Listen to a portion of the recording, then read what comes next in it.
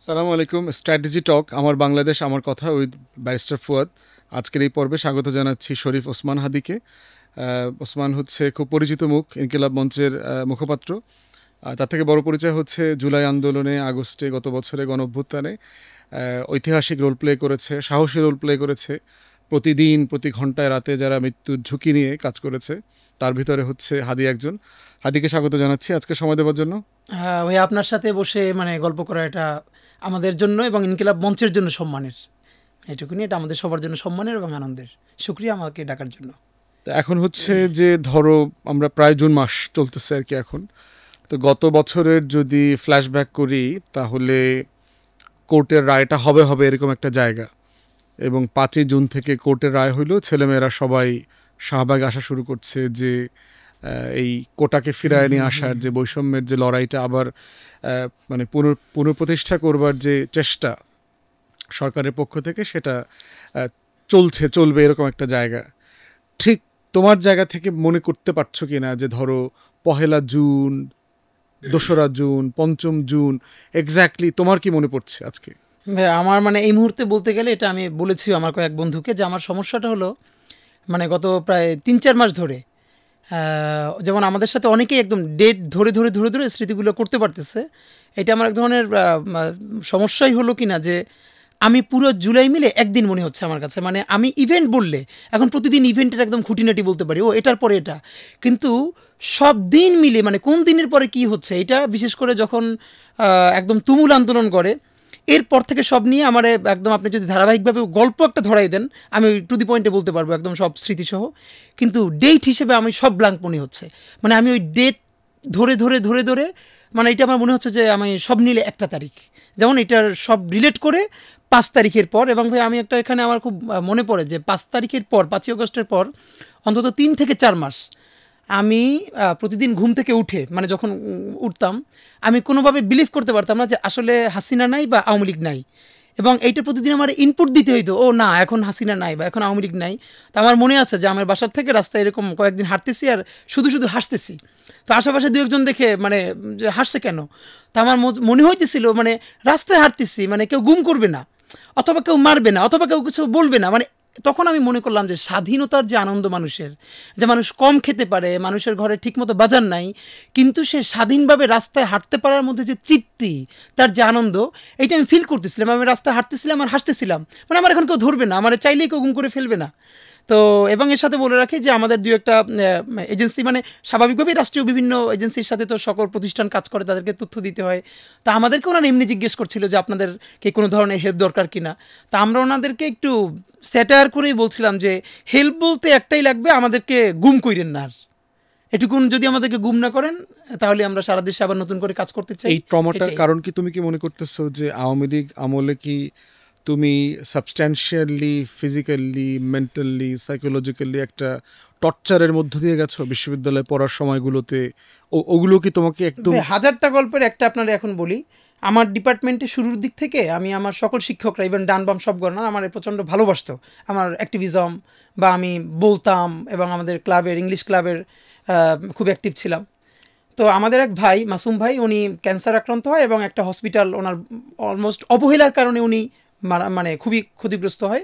সেইটার বিরুদ্ধে আমরা বড় একটা আন্দোলন গড়ে তুলি, এবং আমরা আমাদের ডিপার্টমেন্ট থেকে প্রায় 1000 খানেক ছাত্র নিয়ে আমরা মিছিল নিয়ে সে হসপিটাল ঘেরাও করি, যে তাকে করতে হবে, তার ক্ষতিপূরণটা দিতে হবে। এবং এই আন্দোলনটায় আমি যখন সেকেন্ড ইয়ারে পড়ি মাত্র, তো আমার বেশ ভালো ভূমিকা ছিল। কিন্তু আমি যেইটা ভুলবো না কখনো, তখনও আমার এখন যেরকম আমি, তখনও তারও ছোটো চুল আছে, এলোমেলো, তো এরকম স্লোগান দিয়ে দিয়ে সায়েন্স ল্যাব পর্যন্ত গেছে। এটা ল্যাবেড হসপিটাল ছিল, আমরা পর্যন্ত, আমাদের সাথে টিচাররাও ছিল। তো এরকম অনেকক্ষণ স্লোগানের পরে একজন আমার পিছন থেকে এসে টান দিয়ে আমার বললো যে তোর তো দেখতে শিবিরের মতো দেখা যায়, তুই এর সামনে আসবি না। তো আমি ভাই প্রথমত হলো যে আমারে কেউ কোনো দিন ইভেন আমার পরিবারের এরকম অসম্মান করে আমার তুই করে বলছে, আমি এটা মাইনে নিচ্ছি। এইটা আমার শরীর কাঁপতেছিল অপমানে, কারণ এই আন্দোলনটা এই পর্যন্ত আনা পর্যন্ত ডিপার্টমেন্ট থেকে হসপিটাল, এখানে আমার ভূমিকা ছিল অনেক। রাজনৈতিকও না, রাজনৈতিক, এবং আমাদের সব শিক্ষকরা পর্যন্ত আমাদের সাথে আসছে যাতে কোনো ঝামেলা না হয়। এবং আমি যখন প্রতিবাদ করব, তখন আমাকে আর দুই ভাই এসে বললো যে ডিপার্টমেন্টে যাইতে ঝামেলা হবে। তখন পরিচয় দিল যে ছাত্রলীগের বঙ্গবন্ধু হলের একজন বড় নেতা, সুতরাং আমার দেখতে শিবিরের মতো মনে হয়, আমি এরকম সামনে মিছিল স্লোগান দিতে পারবো না। পরে যেটা ঝামেলা হলো যে আমি সামনে থেকে সরে যাওয়ার পরে ক্রাউডটাও ঠিকমতো কন্ট্রোল করা যাচ্ছিল না। এই থেকে শুরু হয়ে পুরো ডিপার্টমেন্টে তো আজীবন। এরপরে একসময় আমি একটা টকশোতে বলেছিও যে এরপরে আমার ম্যাডাম আমাকে হেফাজত বলে ডাকতেছে। তখন হেফাজত শাহবাগের আন্দোলন মানে সবার সামনে, শুরু, সবার সবার সামনে। এটা ক্লাসে। আপনাকে ভাই আমি বলি আজকে, যেমন আমার মনে আছে আমি যখন একদম ঢাকা ভার্সিটির, আমি তো পলিটিক্যাল সায়েন্সে, আমাদের তখন সেকশন ভাগ হয় না, 2 ভাগে 280 জন শিক্ষার্থী, আমাদের বড় লেকচার থিয়েটার বিল্ডিং আমাদের ক্লাস হয়। তো আমাদের একজন টিচার, উনি ইংলিশে পড়াচ্ছে, তো একটা শব্দ, একটা সংজ্ঞা জিজ্ঞাসা, তো আমি শব্দটার উচ্চারণ বললাম। তো উনি আমাকে সাথে সাথে বলল যে মানে মৌলভী এই সেই, ভুল উচ্চারণ হয়েছে। তা আমি খুবই অপমানিত বোধ করলাম এই জন্য যে ভাই আমার একটাই হলো যে আমি পারতপক্ষে খুব শিওর না হয়ে কোনো কিছুর মানে যেগুলো একটু অপ্রচলিত সেসব কোনো সময় আমি বলি না। তা আমার ব্যাগে ওই সময় অক্সফোর্ড ডিকশনারির পকেট কপিটা থাকতো সবসময়। তো উনি যেরকম বলে আমাকে বসাই দিল, হ্যাঁ, এই মানে খুবই বাজে কথা বলে, তখন আমি আবার অক্সফোর্ড ডিকশনারি থেকে শব্দটা বের করে সামনে যে ফনেটিক ডিসক্রিপশন দিয়ে লেখা, এইটা আমি ওনাকে দেখানোর চেষ্টা করলাম যে স্যার দেখেন আমি যেটা বলেছি এটাই। এরপর তো উনি তেলে বেগুনে মানে, হ্যাঁ, এরপর উনি আমাকে, আমার মনে আছে, আমাকে সামনের বেঞ্চ থেকে তুলে দিয়ে, বাংলাদেশের শিক্ষকরা তো ভুল করার ঊর্ধ্বে মনে হ্যাঁ, করে, এবং সে আমাকে সামনের বেঞ্চ থেকে তুলে দিয়ে একদম পিছনে বসাইলো সবার আগে, এবং সে বললো এটা কোনো ইউনিভার্সিটি না, মোল্লা মৌলভী দিয়ে এটার ভরে ফেলছে। তখন আমি টুপি পড়তাম ক্লাসে, তো মোল্লা মৌলভী দিয়ে ভরে ফেলছে, এটা মাদ্রাসা না বলে টলে আমার পিছনে পাঠাই দিল। তবে বুঝতেই পারতেছেন আমাদের সাথে প্রচুর ফ্রেন্ড, অনেক মেয়ে, এবং আমার জন্য তো এটা ট্রমা, একটা ফার্স্ট ইয়ারের আমার সেকেন্ড অথবা থার্ড ক্লাস ভার্সিটির লাইফে। তো ক্লাসটা শেষ করেই আমার অনেক ফ্রেন্ড ওরা এসে বললো যে তুমি করো, তোমার ড্রেসটা চেঞ্জ করো, মানে ওরা আমাকে স্বাভাবিকভাবে অন্য সবার মতো। তো আমি একটা ব্যাপার কি ভাইয়া, আমি কিন্তু ভার্সিটি লাইফে আমি ওভাবে মানে আমি এটা মনে করি নাই যে টুপিটা পরলে বেশি সওয়াব বা যারা প্যান্ট শার্ট পরে তাদের পাপ হয়। বাট আমি মনে করেছি যে বাংলাদেশের মতো একটা জায়গায়ও, ঢাকা বিশ্ববিদ্যালয়ের মতো একটা জায়গায়ও পড়ে আমার এতখানি আইডেন্টিটি মানে হারাইয়ে তারপরে পড়তে হবে, মানে এইটা আমি কোনোভাবে মানতে পারলাম। তো আমি মনে করলাম যে আমি এরকম থাকবো, তাতে যা হয় হবে। এবং ওই যে বললাম যে আসলে স্থির কেউ থাকলে তার একসময় আল্লাহ সহজ করেন। তো পরবর্তীতে অন্য অনেক একটা ঝামেলা, উনি ইভেন স্টুডেন্টদের সাথে খুব মানে ওনার যৌন নিপীড়ক হিসেবে ওনার চাকরিটা চলে যায়, সেটা প্রায় 3 বছর পরে ঢাকা বিশ্ববিদ্যালয় থেকে। তো এইটা তো এইরকম, যে যেটা বললাম যে ওই 13তে যখন আন্দোলন চলে, আমার ম্যাডাম উনি চেয়ারম্যান, তো তখন তো শাহবাগের আন্দোলন, শাহবাগ তুমুল, তখন দেশে দ্বিতীয় বিপ্লব হয়ে যাচ্ছে, এবং উনি উইমেন অ্যান্ড জেন্ডার স্টাডিজ কোর্সটা পড়াচ্ছিলেন। তো স্বাভাবিকভাবেই যে কোনো ব্যাপারে প্রশ্ন করলে, আর আমি স্বাভাবিকভাবেই যে কোনো ব্যাপারে কথা বলতাম বা টিচাররা ফ্লোর দিতেন। এর মধ্যে ভাই ঢাকা ভার্সিটির এই গুণটা বলি যে ওই শাহবাগের তুমুল সময়েও ক্লাসে খুব অল্প পরিসরে হলেও যদি ডিবেট করবার স্কোপ ছিল, এটা ঢাকা ইউনিভার্সিটিতে ছিল। এবং আমাদের ওই টিচাররা মানে পছন্দ করুক না করুক, কেউ না কেউ এটুকুন স্পেস দিতেন, এবং আমি তখনও এটা আমরা বিরোধিতা করেছি। তো তখন উনি আমারে বলেন এই হেফাজত দ্বারা আমারে বলতেছে। তো আমি যেটা করেছি, এরপর ম্যাডাম জীবনে আমি তখন তাকে ফোন দিয়েছি কোনো কাজে, আমি বললাম ম্যাডাম আমি হেফাজত। উনি আমরা একটা ক্লাসরুমে মিটিং করতেছি 15-20 জন মিলে, উনি সামনে থেকে যাচ্ছে, উনি তখন চেয়ারপারসন ডিপার্টমেন্টের, ওখানে ভিতরে কারা, বললাম আমি ম্যাম আমি হেফাজত। এবং এরপর আমি সারা জীবন ওনাকে আমি হেফাজত বলে পরিচয় দিয়েছি। এর মানে যেটা দিয়ে আপনি আমার আইডেন্টিটি ক্রাইসিস তৈরি করতে চান, আমি সেটাই, এ নিয়ে আমার মানে এখান থেকে বের হয়ে আসার কোনো দরকার নাই। তো এবং এর মানে হলো যে আমি এখন আমার ভালো লাগতেছে যে ওই চিন্তাগুলো, যে এবার এটার সাথে আমি খুব রিলেট করতে পারি যে তুমি কে আমি কে, রাজাকার, মানে আমাকে যেই কথা বলে কেউ ভিকটিম করতে চায়, আমার মানবিক মর্যাদা ক্ষুণ্ণ করতে চায়, তো আমি যদি সেটাই হয়ে উঠে তাকে চ্যালেঞ্জ করতে পারি সততার সাথে, তাহলে এটা টিকে যায়, এবং সেটা তো হয়েছে। আর এবং এটা তো মনে হয় যে শুধু তোমার একার না, এই সময়টাতে যারা পুরো সময় জুড়ে এই 12-13 থেকে শুরু করে ধরো পুরো গত বছর পর্যন্ত যারা ক্যাম্পাসে বড় হয়েছে, ক্যাম্পাসে লেখাপড়া করেছে, এই ট্রমার এক্সপিরিয়েন্স সমত সবারই মোটা দাগে, বিশেষ করে যারা মাদ্রাসা ব্যাকগ্রাউন্ড থেকে এসছে অথবা খুবই দরিদ্র পরিবার থেকে হলে ওঠার জন্য খুব চেষ্টা করেছে, এই মানুষগুলোর প্রচুর গল্প শুনলাম এবং অনলাইনেও দেখেছি। ফার্স্ট ক্লাস ফার্স্ট হয়েছে, বুয়েটে মেডিকেলে, টিচার হইতে দেয় নাই, রিপোর্ট দিয়ে দিয়েছে, জামাত শিবির হেফাজত এইটা সেটা। তাহলে এই যে একটা টোটাল ঢাকা বিশ্ববিদ্যালয় কেন্দ্রিক যে একটা কলকাতা দিল্লির ব্রাহ্মণিজম কায়েম হয়েছে, এখানে একটা কালচারাল ফ্যাসিবাদ তৈরি হয়েছে, এইটা কি জুলাই কি এটার একটা রিয়াকশন কিনা? না, এটা তো নিশ্চয়ই ভাই, জুলাইয়ের রিয়াকশনটা তো আসলে আমি এটা অনেকবার বলেছি যে জুলাইটা যদি 20 দিন না হয়ে এটা আমাদের অন্তত 6 মাস 8 মাস হতো, তাহলে আমাদের আরও অনেক রক্ত ঝরতো, আমরাও হয়তো আরও বেশি মানুষ শহীদ হতাম। কিন্তু বাংলাদেশের যে আমাদের যে স্টেট বিল্ডিং হয় নাই, নেশন বিল্ডিং হয় নাই, কারণ আমাদের বোঝাপড়া তৈরি হয় নাই। তো এইটা অন্তত কিছুটা উপকার হতো। এখন মুশকিল হলো ধরেন ঢাকা বিশ্ববিদ্যালয়, আমি তো এখন ওইসব ম্যামদের নাম বলতে চাই না, ওনারা হয়তো আরও ডিস্টার্ব ফিল করবেন। তো আমি কিন্তু এটা আমার বলা উচিত নাকি? কারণ যারা টোটাল একটা ইসলামোফোবিক ইন্ডাস্ট্রি ডেভেলপ করেছে, কালচারাল ফ্যাসিবাদ তৈরি করেছে, রাষ্ট্রের প্রত্যেকটা অধিকার থেকে তরুণ তরুণী ছাত্রছাত্রীদেরকে, এবং আমি ওই যে নেকাব পরা মেয়েদের প্রোগ্রামে গিয়েছি, বোরখা পরা মেয়েদের প্রোগ্রামে গিয়েছি, ওই যে তাদের একটা ক্যাম্পেইনই আছে, তো খালিদ খালিদ একটা ছেলে, ওইটা ক্যাম্পেইনটা রান করে আর কি। তো সেখানেও একের পর এক মেয়েরা এসে বলছিল যে হিজাব করার কারণে, বোরখা পরার কারণে, নিকাব করার কারণে ক্লাসে প্রত্যেক দিন টিচাররা কি পরিমাণ বাজে বাজে নামে ট্রল করে করে তাদেরকে মানে টিজ করতো আর কি, এবং এগুলো তাদেরকে ট্রমাটাইজ করে ফেলছে। মানে আপনারা বলি ভাই, ধরেন আমার ডিপার্টমেন্টের চেয়ারম্যান ছিলেন ফেরদৌস স্যার, উনি এক সময় দেখতাম যে বিভিন্ন টকশোতে যেতেন, এখন আর রিটায়ারমেন্টে গেছে, এই মুহূর্তে মনে পড়লো। মানে একজন সিনিয়র প্রফেসর, 50 মিনিটের একটা ক্লাস, তো এই ক্লাসের মধ্যেও স্যার 30 মিনিট আলাপ করতেছেন যে এখনও এই সময় এসে হিজাব পরার অপরিহার্যতা কী। মানে একটা পলিটিক্যাল সায়েন্সের কোর্স, এই কোর্সের সাথে কোনো আলাপ নাই, এর সাথে কোনো আলাপের সম্পর্ক নাই, কিন্তু টেনে এনে কেন এটা পড়েছে, ওর তো অনেক গরম, তাহলে এটা কি আসলে ইসলামে আছে কি না, মানে এই যে আলাপগুলি। এবং আমি আপনাকে এখনও নাম বলতে পারি, ধরেন আমার ভাগ্নি ঢাকা বিশ্ববিদ্যালয়ে সোশিওলজিতে পড়ে, তো ওদের তো কিছু ক্লাস অনলাইনই হয়। তো গতকাল ওদের একটা ক্লাস হচ্ছিল, তো আমাকে শোনাচ্ছিল ওদের এক প্রফেসর। এখন পর্যন্ত সে প্রতিদিন ক্লাসের মধ্যে মিনিমাম 5-10 মিনিট এভাবে যে তার ফ্রিজে মদ থাকে, তিনি মদ খান, এর মানে কে ড্রিঙ্কস করবে না করবে এগুলো তো খুব ক্যাজুয়াল আলাপ, কিন্তু তিনি খুব ক্লাসে এটাকে এস্টাবলিশ করবার জন্য যে আমরা ড্রিঙ্কস খেতে পারতে হবে, নিতে পারতে হবে, মানে এই আলাপগুলোরে এখন আপনি ধরেন। হেফাজতের 13 দফা নিয়ে আমার অনেক আপত্তি আছে, আমার অনেক প্রশ্ন আছে, কিন্তু এরকম ঢাকা বিশ্ববিদ্যালয়ের কোনো টিচার একদম হেফাজতের 13 দফার এটার পক্ষে প্রতিদিন যদি কিছু বলতে থাকেন, আপনার কি মনে হয় এটা রিয়াকশন ঢাকা ভার্সিটি নিতে পারবে? জীবনেও পারবে না। কিন্তু যেই সোসাইটিতে যেটা এখন পর্যন্ত অ্যাকসেপ্টেড কোনো ভ্যালু না, নর্মস না, আপনি সেটাকে ইনজেক্ট করে করে করে করে আপনি নর্মালাইজ করতে চাইতেছেন, এবং কোনো কারণে হোক, ভাই ধরেন আপনি যখন সোশিওলজি পড়াবেন, তখন এই দুনিয়ার সব আলাপিতে কোনো না কোনোভাবে সোশিওলজির আলাপ। ভাই আমিও তো পলিটিক্যাল সায়েন্সের ছাত্র, আমি একটা প্রাইভেট ইউনিভার্সিটিতে পড়াই, তো আমি তো বুঝি যে আমি যখন রাষ্ট্রবিজ্ঞান পড়াই, রাষ্ট্র পড়াই, তখন এই দুনিয়ার সব কিছুর তো চাইলের মধ্যে আলাপ করা যায়, কিন্তু কোনটা আরোপিত, কোনটা স্পন্টেনিয়াস, এটা কিন্তু বোঝা যায়। এখন ওই দিন শেষে ওই একই আলাপ, কেন এই হিজাব অথবা এই হিজাবের সাথে মূল ইসলামের কোনো সম্পর্ক নাই, মানে এই আলাপ তো সব অপ্রাসঙ্গিক। ইভেন তারা আপনি জিজ্ঞেস করেন পুরো সেমিস্টারে 25টা ক্লাসের মধ্যে তার কোর্স ম্যাটেরিয়াল নিয়ে সে কতটুকুন পড়াইছে, আমি আপনার ভাই বলি, কপাল ভালো ঢাকা বিশ্ববিদ্যালয়ে ক্লাসগুলো প্রাইভেট ইউনিভার্সিটির মতো রেকর্ড হয় না।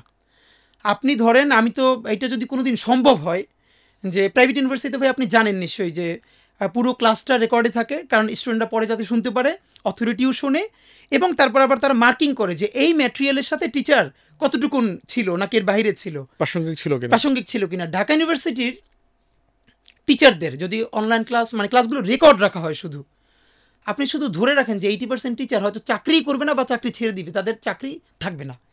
এবং ঢাকা বিশ্ববিদ্যালয়ের ছেলেমেয়েরা আপনি যদি অ্যাটেন্ডেন্সের নাম্বার তুলে দেন, এটা আমি আপনাকে একদম শতভাগ দায়িত্ব নিয়ে বলি যে এখন তো নিয়ম আছে, আপনি 70 বা 75% না থাকলে তাকে জরিমানা দিতে হবে, মিনিমাম 50 বা 60% না থাকলে সেমিস্টারে ফাইনালে জয়েন করতে পারবে না। তো আছে না, বিশ্ববিদ্যালয়ে জ্ঞান চর্চা করতে যাওয়া, আপনি অ্যাটেন্ডেন্সের বাধ্যবাধকতা তুলে দেন, এরপরে যদি আপনি 10 বা 20% স্টুডেন্টও স্পন্টেনিয়াসলি একটা ক্লাসে যায়, তাহলে আমি আর জীবনে কথা বলবো না। প্রত্যেকটা ধরুন আমি বলি আমার রাষ্ট্রবিজ্ঞান ডিপার্টমেন্ট, 30 জন টিচারের মধ্যে সর্বোচ্চ 2 থেকে 3 জন টিচার আছে, এবং তারা আমার মতের নয়, কিন্তু মানে দে কন্ডাক্ট দ্য ক্লাসেস ওয়েল, মানে অন্তত এইটুকুন প্রফেশনালিজম মেনটেন করে, যে ম্যাটেরিয়ালের সাথে কথা বলে, একটা ম্যাটেরিয়াল দেয়, ভালো করে পড়ায়। তো এইটা আপনি পাবেন প্রত্যেকটা ডিপার্টমেন্টে সর্বোচ্চ 10% টিচার, এর মানে আপনি কয়জন, 10 জনের মধ্যে আপনি 1-2 জন পাবেন। তো এই জন্য হলো আমাদের এখন যেটা দরকার। এবং দেখেন বাংলাদেশে কিন্তু আরেকটা কালচার, আপনি তো আরও ভালো জানবেন যে ওয়েস্টে পাবলিক ইউনিভার্সিটির চাকরিগুলো কিন্তু আজীবনের না, প্রতি 2-3 বছর পর পর রিনিউ করতে হয়, তাকে ওই ফান্ড ম্যানেজ করতে হয়, তার রিসার্চ, এই জন্য। আর বাংলাদেশের মজা হইলো, জীবনে একবার পাবলিক ইউনিভার্সিটির টিচার হয়েছে মানে এরপর জীবনে আর এর কোনো মৃত্যু ছাড়া আর কোনো শেষ নাই, সুতরাং সে যা ইচ্ছা তাই বলবে ক্লাসে, এবং এর কোনো জবাবদিহিতাও নাই। এখন আবার জুলাইতে ফিরে আসি, মানে তোমরা যারা ইনকিলাব মঞ্চের এই প্ল্যাটফর্ম থেকে কাজ করতেছো, তোমাদের দেখলাম যে তোমরা খুবই ফোকাসড, মানে একটা কাজই করতেছো, মানে যেটা হচ্ছে না বিভিন্ন প্ল্যাটফর্ম আসলে অনেক কাজ একসাথে করবার চেষ্টা করতেছে, সেখানে দেখলাম যে তোমরা আসলে জুলাই মেমোরিটাকে জীবন্ত রাখা, জুলাইয়ের স্পিরিটটাকে জীবন্ত রাখা, জুলাই আগস্টে কোন জিনিসটা তোমাকে ট্রিগার করলো যে এটাকে হারাইতে দেয়া যাবে না? আচ্ছা ভাই, এটার ক্ষেত্রে আমার সব থেকে যেটা, এটা আমার জন্য সব থেকে ভয়ানক অভিজ্ঞতা। হ্যাঁ, যে আমি তো রামপুরার আন্দোলনের শুরু থেকে শেষ পর্যন্ত ছিলাম, এবং আপনি জানেন যে শহরের মধ্যে শুরু থেকে শেষ পর্যন্ত সম্মানের রণক্ষেত্র ছিল রামপুরা। উত্তরা, মিরপুর এগুলো পরে আস্তে আস্তে স্পার করেছে বা হয়েছে। ঢাকার কর্নারটাই ছিল যাত্রাবাড়ি, আর ঢাকার মধ্যে রামপুরায়। তো আমি তো একদম শুরু থেকে, যেহেতু আমার বাসা রামপুরায়, আন্দোলনে ছিলাম। তো যেই জিনিসটা ভাই আমি আর মানে এরপর আর স্বাভাবিক জীবনে মানে চিন্তা করা যায় না। এবং আমি এই যেটুকুন সাহস বা এইটুকুন, আমি একটা বোনাস লাইফ অনেক বলেছি, যেটা একটা বোনাস লাইফ। আমার ঠিক 4 থেকে 5 হাত দূরে, আমার চেয়েও বয়সে 2-1 বছর কম হবে, একটা ইয়াং ছেলে, মুখে মাস্ক পরা ছিল। তো আমরা যেরকম করে রাস্তায় সবাই আন্দোলন করছিলাম, এবং এই ইন দ্য মিন টাইম ওই যখন হেলিকপ্টারে থেকে স্নাইপার শ্যুট করা হলো এর 2-1 দিন পরে, ও সময় তো আমরা সবাই এরকম ক্রাউড স্লোগান দিচ্ছি, করছি। হঠাৎ করে দেখি যে আমার থেকে 5-7 ফিট দূরে হবে ছেলেটা লুটিয়ে পড়েছে, এবং তার মুখে মাস্ক আছে, সব ঠিক আছে। মাথা থেকে গল গল করে রক্ত বেয়ে রাস্তার মাঝখানে তো ওই ড্রেনের দিকে যাচ্ছে। তো মানে এই সিচুয়েশনটা ভাইয়া আমি তখন, ওটা কি মানে হেলিকপ্টারের স্নাইপার গুলিতে? হ্যাঁ স্নাইপার শুট ছিল, কারণ যে হেলিকপ্টারগুলো দেখলাম ওই যে ব্র্যাক ইউনিভার্সিটি স্ট্রেস কেন্দ্রিক, এটা দুটো হতে পারে ভাই, এটা হেলিকপ্টারও হতে পারে অথবা কোনো বিল্ডিং এর ছাদ থেকে হতে পারে। কারণ হলো যে নইলে আমরা এত ক্রাউড ছিলাম, এটা নিচ থেকে আসলে তো ওর সামনে আরও আমরা অনেকে ছিলাম আশেপাশে, কিন্তু উপর থেকে ওভাবে করা। তো এমনভাবে রক্তে ভেসে যাচ্ছিল, কিছু সময় আছে না যে ঠিক আপনি চিন্তা করতে পারবেন না যে আপনি এখন কি করণীয় কি। তা আমি ভাই, আমার মনে আছে যে মানে 1 মিনিট না 10 সেকেন্ড আগেও পাশে মিছিল, আমার স্লোগানের সাথে মিছিল দিচ্ছে, ওর হাতে একটা লাঠি ছিল, আর এখন পুরো দেহটা পড়ে আছে, মুখে মাস্কটা তখনও, এবং এদিকটায় কিচ্ছু নাই, গল গল করে রক্ত পড়ে যাচ্ছে। তো এখন কি আমি ওর কাছে যাব, কি হয়েছে দেখবো, নাকি বাসার দিকে যাব? মানে সোজা হয়ে আমি মনে আছে দাঁড়িয়ে আছে, তখন কয়েক ভাই আমার মনে আছে যে আমাকে টেনে অফ দ্য রোডের দিকে নিয়ে গেছে।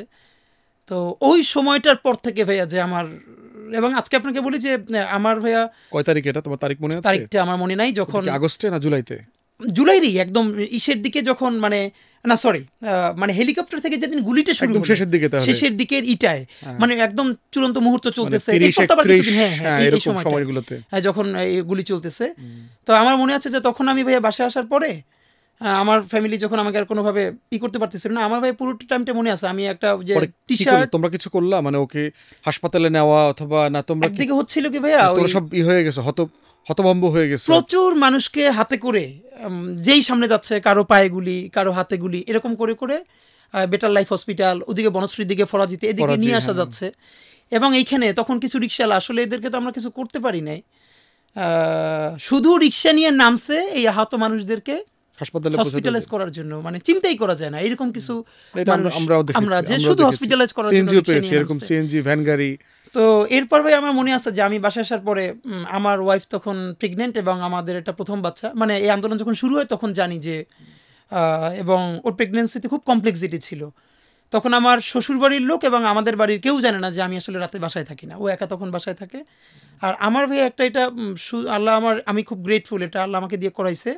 বিশেষ করে আপনিও এদেরকে চিনবেন, আমেরিকার কিছু বড় ভাই, কানাডা, অস্ট্রেলিয়া, যারা আমাকে খুব স্নেহ করতেন বিভিন্ন কারণেই। তো ওনারা তখন যখন ইন্টারনেট ব্ল্যাক আউট, যখন আর হোয়াটসঅ্যাপ কল করা যায় না, তো ওনারা সারা রাত ধরে, আমি মানে সারা দিন ঘুরে রাত্রি 1টা-2টার দিকে ওনাদেরকে আপডেট দিয়ে শুরু করতাম। এবং আমি আমার বাসায় আর তখন থাকি না, কারণ আমি আর একটা বাসায়, তার ল্যান্ডফোন ছিল, উনি আমাকে ওটুকুন অ্যাক্সেস দিছিলেন। তো ল্যান্ডফোনে একটা সময় যে রাত একদম ফজর পর্যন্ত যে এইটা তা আমার মনে আছে যে আমি একটা টি-শার্ট পরে, একটা লুঙ্গি আর স্যান্ডেল পরে, ওই যে কখনো ফজরের পর, কখনো রাত 2টোয় এরকম বের হতাম, মানে ব্রাকের সামনে থেকে শুরু করে কাকরাইল মোড়। এবং আমি অন্তত 2জন মানুষের প্রতি অত্যন্ত আবারও গ্রেটফুল। আমার এক আপা, আমরা যারা আগের বাসায় ভাড়া ছিলাম, উনি শুধু আমার সেফটির কথা চিন্তা করে, উনি রাত 2টায়ও প্রেসক্রিপশনের ফাইল নিয়ে, যেহেতু একজন সাথে মহিলা থাকলে প্রেসক্রিপশনের ফাইল থাকলে মনে করবে ইমার্জেন্সি, উনি আমার সাথে গেছে, রাত 2টায় গেছে, ফজরের পরে গেছে, মানে তখন আন্দোলনকারী হিসেবে তোমাকে সন্দেহ করবে না। এবং আমি একদম লুঙ্গি পরা, টি-শার্ট পরা, আর আমার সাথে আমার ওয়াইফ, কখনো সে নেমেছে যাতে অন্তত করে যে আমরা, মানে আমি ইমার্জেন্সি হসপিটালে যাচ্ছি। তো এইটা করার পরে তখন ওই সারা রাত আবার ভাইদেরকে আপডেট দেওয়া, তারা তাদের ওনারা মতো কি আবার করে- ফেসবুক পেজে তখন এটা লিখতো হ্যাঁ, এবং প্রস্তুত যেটা আছে কি হয়েছে হয়েছে? আমেরিকাও ভাইয়েরা কিভাবে ক্যাম্পেইন করছে আমরা তো জানি না। তো তখন ওনারা বলছিল যে পুরো ইউএস, কানাডা, অস্ট্রেলিয়া ওখানে ওনারা তুমুল ক্যাম্পেইন করবার চেষ্টা করছে। তো ওনাদের তো রিয়েল সিনিয়রিটা জানা দরকার। তো আমি সাধ্যমতো একদম পুরো, আর আমার একটা ভাই ভালো সুযোগ ছিল, এটা হলো আপনি জানেন যে আমি ওই যে সাইফুডসে তো 10 বছর ধরে অলমোস্ট ক্লাস নেই। তো এই কারণে আমার সারা দেশে, দেশের বাইরেও আমার অনেক স্টুডেন্ট যাদেরকে আমি আইএলসে পড়িয়েছি, তো আজ থেকে অনেক আগে পড়িয়েছি, তারা এখন বাইরে থাকে, তারাও প্রচুর ফোন দিত। তো যেটা সুবিধা হয়েছে, যাত্রাবাড়ি, এরপরে মালিবাগ মোড়, মৌচাক, মেরুল, একদম উত্তরা পর্যন্ত অলমোস্ট 10 থেকে 12 জন আমার ফ্রেন্ড অথবা স্টুডেন্ট যারা একদম রাস্তার পাশে বাসা, এরকম একটা আমি চেইন তৈরি করে ফেলতে পেরেছিলাম। এর মানে 5 মিনিটের মধ্যে যাত্রাবাড়িতে কি, একদম মেরুলবাড্ডায় কি, রামপুরে তো আমি নিজে, উত্তরায় কি অবস্থা, নতুন বাজার, এইটা 5 মিনিটের ফোনে ফোনে ফোনে ফোনে পুরো লাইনটা ধরতে পারতাম। তো এইভাবে জেনে জেনে জেনে জেনে, এবং এইটা কিভাবে কাজে লেগেছে আপনাকে শুধু ভাই বলি, আর ওনাদের নাম বলবো না, একজন অবসরপ্রাপ্ত মেজর, খুবই ইয়াং, ফেসবুকেও অ্যাক্টিভ। তো উনি বলেছে যে আমরা যে এই কথাগুলো বলেছি, ওনাদেরকে আবার ওনাদের ভিতর থেকে ওনাদের ছাত্র যারা আর্মিতে ছিল তারা বলেছে, তথ্য দিয়েছে যে এইখানে এখন অস্ত্র নিয়ে যাওয়া হবে, ওখানে বারুদ ফুরিয়ে গেছে, আপনারা পারলে এই তথ্যটা ওইখানকার লোকাল যারা আছে ওদেরকে দেন, যাতে এই গাড়ি এয়ারপোর্ট থেকে বের হতে না পারে, এটার মধ্যে বারুদ আছে। তো এইরকম বিভিন্ন তথ্য ওনারাও আবার ওইখানে পৌঁছানোর চেষ্টা করতেন। তো এইটা আসলে ভাই আমার যেটা শুধু মনে পড়ে যে আমরা তো আসলে কোনোভাবে ডকুমেন্টেডই করতে পারলাম না যে আসলে জুলাইতে কি হলো, প্রত্যেকটা মানুষ কতভাবে কন্ট্রিবিউট করেছে। তো এটার জন্য কিন্তু তুমি হয়তো খেয়াল করছো যে আমি যে বারবার গণতদন্ত কমিশনের কথা বলেছি, Exactly. পাবলিক হিয়ারিংটা কেন দরকার, গণশুনানিটা কেন দরকার, এই গল্পগুলো তো আসছে না। এই যে আপাটার কথা বললা যে রাতের 2টার সময়, এটা কত সিরিয়াস একটা ব্যাপার। এবং তার বাসায় তার ভাই আওয়ামী লীগের একজন নেতা, এটা আপনাকে বলি, ওনার ভাই একজন আওয়ামী লীগের ওয়ার্ড পর্যায়ের ভালো নেতা, এবং এইটা উনি ওনার বাসায় আমাকে রাখছে 1 সপ্তাহ, এবং সম্পূর্ণ ওনার অগোচরে, কিন্তু এই জন্য সেফ ছিল যে ওনার বাসায় এটি কেউ চিন্তা করতে পারবে না, কারণ ওনার ভাই আওয়ামী লীগের নেতা, একজন মানে ওয়ার্ড পর্যায়ের নেতা, কিন্তু ওনারা আবার এই আন্দোলনের পক্ষের মানুষ। তো উনিও কিন্তু এই ঝুঁকিটা নিচ্ছে। তো এই গণশুনানিটা কেন দরকার ছিল, যেটা বারবার ফিল করছিলাম, প্রেসে বলছিলাম যে গণশুনানি হইলেই শুধুমাত্র একজন নাগরিক নিবন্ধন করে বলতে পারবে যে আমার একটা গল্প আছে যেটা আমি পাবলিকলি বলতে চাই। আপনি এটা বলবার পর ভাই, আমরাও অনেক জায়গায়, আপনি এই মডেলটা বলবার পর যে অন্তত গণশুনানি, ঢাকার যেগুলো জায়গায় মেসাকার হয়েছে, কত মানুষ, এগুলোর এখন পর্যন্ত প্রমাণ আছে, সেগুলো তারা বলুক। তো এটা তো হলো না, মানে আপনিও বলেছেন, আমরাও বলেছি যে সংসদ টিভি থেকে সেটাকে সরাসরি live দেখানো করবার হোক, জন্য। আমাদের এই গল্পগুলো তো হারাই যাবে। কিন্তু হলো না, তো মানে হলো না, এটাই বাস্তবতা। আসলে এখন কি হবে সামনে তো আমরা বুঝতে পারছি না। এইটা ধরো তো মানে এই স্মৃতিটাকে জীবিত রাখার জন্য কি ওই ঘটনাটা তোমাকে বেশি ট্রিগার করে, না আরো অনেক ঘটনা আছে এর মধ্যে ঘটেছে যেটা তুমি ফিল করতেছো যে জুলাই স্পিরিটটাকে ধরে রাখাটা কেন এই জরুরি? মুহূর্তে ভাই একটা ছোট গল্প বলি, যে মানে এটা রামপুর অফ দ্য রোডের, যেহেতু অফ দ্য রোডটা খুব ক্রুশাল ছিল রামপুরে, একদিকটা আপনি জানেন যে আমি বলি, আমি অবদারডে ছিলাম লম্বা সময়, আমি ওটার পুরো ওকে, তাহলে আমি ম্যাপ আপনাকে জানি, বলি ভাইয়া, পুরো ম্যাপ আবুল হোটেল থেকে রামপুরা ব্রিজ, এই জায়গাটা কখনোই পুলিশ বা আর্মি পুরোপুরি দখল নিতে পারে না, কারণ আপনি দেখবেন যে এইখানের আইল্যান্ডে একটা গাছও, 2-1টা গাছ ছাড়া আস্ত ছিল না। আন্দোলনকারীরা সবাই মিলে এই গাছগুলো কেটে ব্যারিকেড তৈরি করেছিল, এবং আবুল হোটেলের পর আর রামপুরা ব্রিজের এই দিকটা, এইখান থেকে কোনো সময় পুলিশ বা পুরোপুরি ঢুকতে পারে নাই। একমাত্র তাদের একটা জায়গা ছিল হাতির ঝিল, ওই অফ দ্য রোডে ঢুকা, কারণ আমরা সবাই যখন ঝামেলা হচ্ছিল সবাই অফ দ্য রোডে ঢুকে যেতাম, আবার আর্মি বা পুলিশ যখন একটু সরে যেত আবার অফ দ্য রোড থেকে আমরা মেন রাস্তা দখলে নিতাম। তো এরপর দেখলাম যে, শুনলাম যে হাতির ঝিল থেকে ফোর্স ঢোকার জন্য রেডি হচ্ছে, এবং সেখানে পরে গিয়ে দেখি, এটা আমার জীবনে তখন আমি বুঝতে পারি যে এটার সাথে পলিটিক্যাল পার্টিগুলো কানেক্টেড হয়ে গেছে আন্দোলনটা। রাত তখন 2টা বাজে, ওই আপার সাথে নিয়ে গিয়ে দেখি যে ঠিক হাতির ঝিলের যেই পয়েন্টটা থেকে মহানগর প্রজেক্ট হয়ে অফ দ্য রোডে ঢুকে, এইখানে বেশ কিছু ছেলে মেয়ে যাদেরকে দেখলে স্টুডেন্ট মনে হয় না, কিন্তু তারা ব্যারিকেড তৈরি করেছে, একটা বিরাট ব্যারিকেড তৈরি করেছে, এবং কাউকে যেতে দিচ্ছে না, যাতে আর্মি বা পুলিশের গাড়ি অফ দ্য রোডটা ঢুকতে না পারে, কারণ অফ দ্য রোডই আমরা সবাই মিলে বারবার একত্র হচ্ছিলাম। এবং তাদের চেহারা দেখে আমার মনে হলো যে এইটার সাথে পলিটিক্যাল ইনভলভমেন্ট হয়ে গেছে, মানে সামহাউ তারা হয়তো নাম নিচ্ছে না, কোথাও কোথাও কিন্তু এলাকাবাসী ইনভলভ হয়েছে, সাধারণ এবং এলাকাবাসী। ভাইয়া এইটা যে হয়েছে, এটার পরে আমি দেখলাম যে রাত 2টায় ওই যারা ব্যারিকেডটা দিয়েছে ওদের জন্য মানুষ খাবার নিয়ে আসতেছে, মানে তারা কোনো পলিটিক্যাল গ্রুপ না, কিন্তু তারা ওদের জন্য কেউ খাবার নিয়ে আসতেছে, মহল্লাবাসী। যে যেটা মহল্লাবাসী তাদের জন্য খাবার দাবার নিয়ে আসতেছে। তো এইটা তো আসলে অসাধারণ। এবং আমার একটা, যেটা আমি এটা অনেকবার বলেছি ভাই, যে তোমরা কি রাতের বেলাও কি রাস্তায় ছিলা, মানে রাত পালা করে করে, মানে পুরো রাত? অন্তত পুরো রাত তো অনেক দিন ছিলাম, বিশেষ করে আমি আপনারা বলতে পারবো, এটা যদি কারো কাছে ভিডিও আছে কিনা, রাত তখন 2:30 বা 3টে বাজে, আবুল হোটেল পর্যন্ত গেছে। আর আবুল হোটেলের সামনে গিয়ে দেখি যে আবুল হোটেলের ওই মোড়টা কিন্তু প্রচুর পুলিশ ছিল, পুলিশ র্যাবের গাড়ি ছিল, আমি নিজেও দেখছি। কিন্তু রাত 3টের সময় গিয়ে দেখি ক্রিকেট খেলতেছে পোলাপান। মানে হলো ওই জায়গা এখন তো জেগে থাকতে হবে, সামাও জেগে থাকতে হবে, এবং সরকার তখন লাইটগুলো সব বন্ধ করে দিয়েছে রাস্তার। একটা সময় আপনার মনে আছে কিনা যে যত লাইট ছিল রাতের লাইটগুলো সব বন্ধ করে দিয়েছে। তো ছেলেরা করে ওই যে গাছগুলো কেটে ফেলা হয়েছে, এই গাছে আগুন ধরাই দেওয়ার পরে শুকনো পাতাও তো জ্বলে অনেক লম্বা সময়, ওই যে পেট্রোল দিয়ে দিলে তো ওইরকম আগুন জ্বলতেছে, আর মাঝে অনেকে ক্রিকেট খেলতেছে। তার মধ্যে অনেকে ফ্যামিলি নিয়ে চলে আসছে, বাচ্চা নিয়ে, বউ নিয়ে, এদের সাথে ঘুরে দেখার জন্য সব কিছু। তো এইটা তো আসলে ডকুমেন্টেশন কিছু হয় না। আর একটা ব্যাপার যেটা হয়ে গেছে, আমরা নিজেরাও করেছি, এই সময় যত মানুষ ফোন পকেট থেকে বের করেছে আমরা করে ভিডিও করতে দেই নাই। আমরা এটা খুব, কারণ আমরা তো জানতাম না যে এত দ্রুত কিছু হয়ে যাবে, সুতরাং কোন ভিডিওতে কোন ছবিতে কোন মানুষের জীবনটা ঝুঁকিতে পড়বে। তো এমন অনেক হয়েছে যে ভিডিও করেছে, আমরা তার ভিডিও ডিলিট করাইছি, এবং আমরা এভাবে ঘোষণা দিচ্ছি কারো ফোন হাতে দেখলে আমরা ফোন ভেঙে ফেলবো। কারণ এর মধ্যে কে পুলিশের, কে এজেন্সি, কে আওয়ামী লীগের, কেউ তো বুঝতে পারতেছে না, সুতরাং কার জীবন আমরা ঝুঁকিতে ফেলবো। এবং আজকে ভাই আপনারা বলি, এই যে অনেকে বলো না যে আর্মি ফায়ার করে নাই,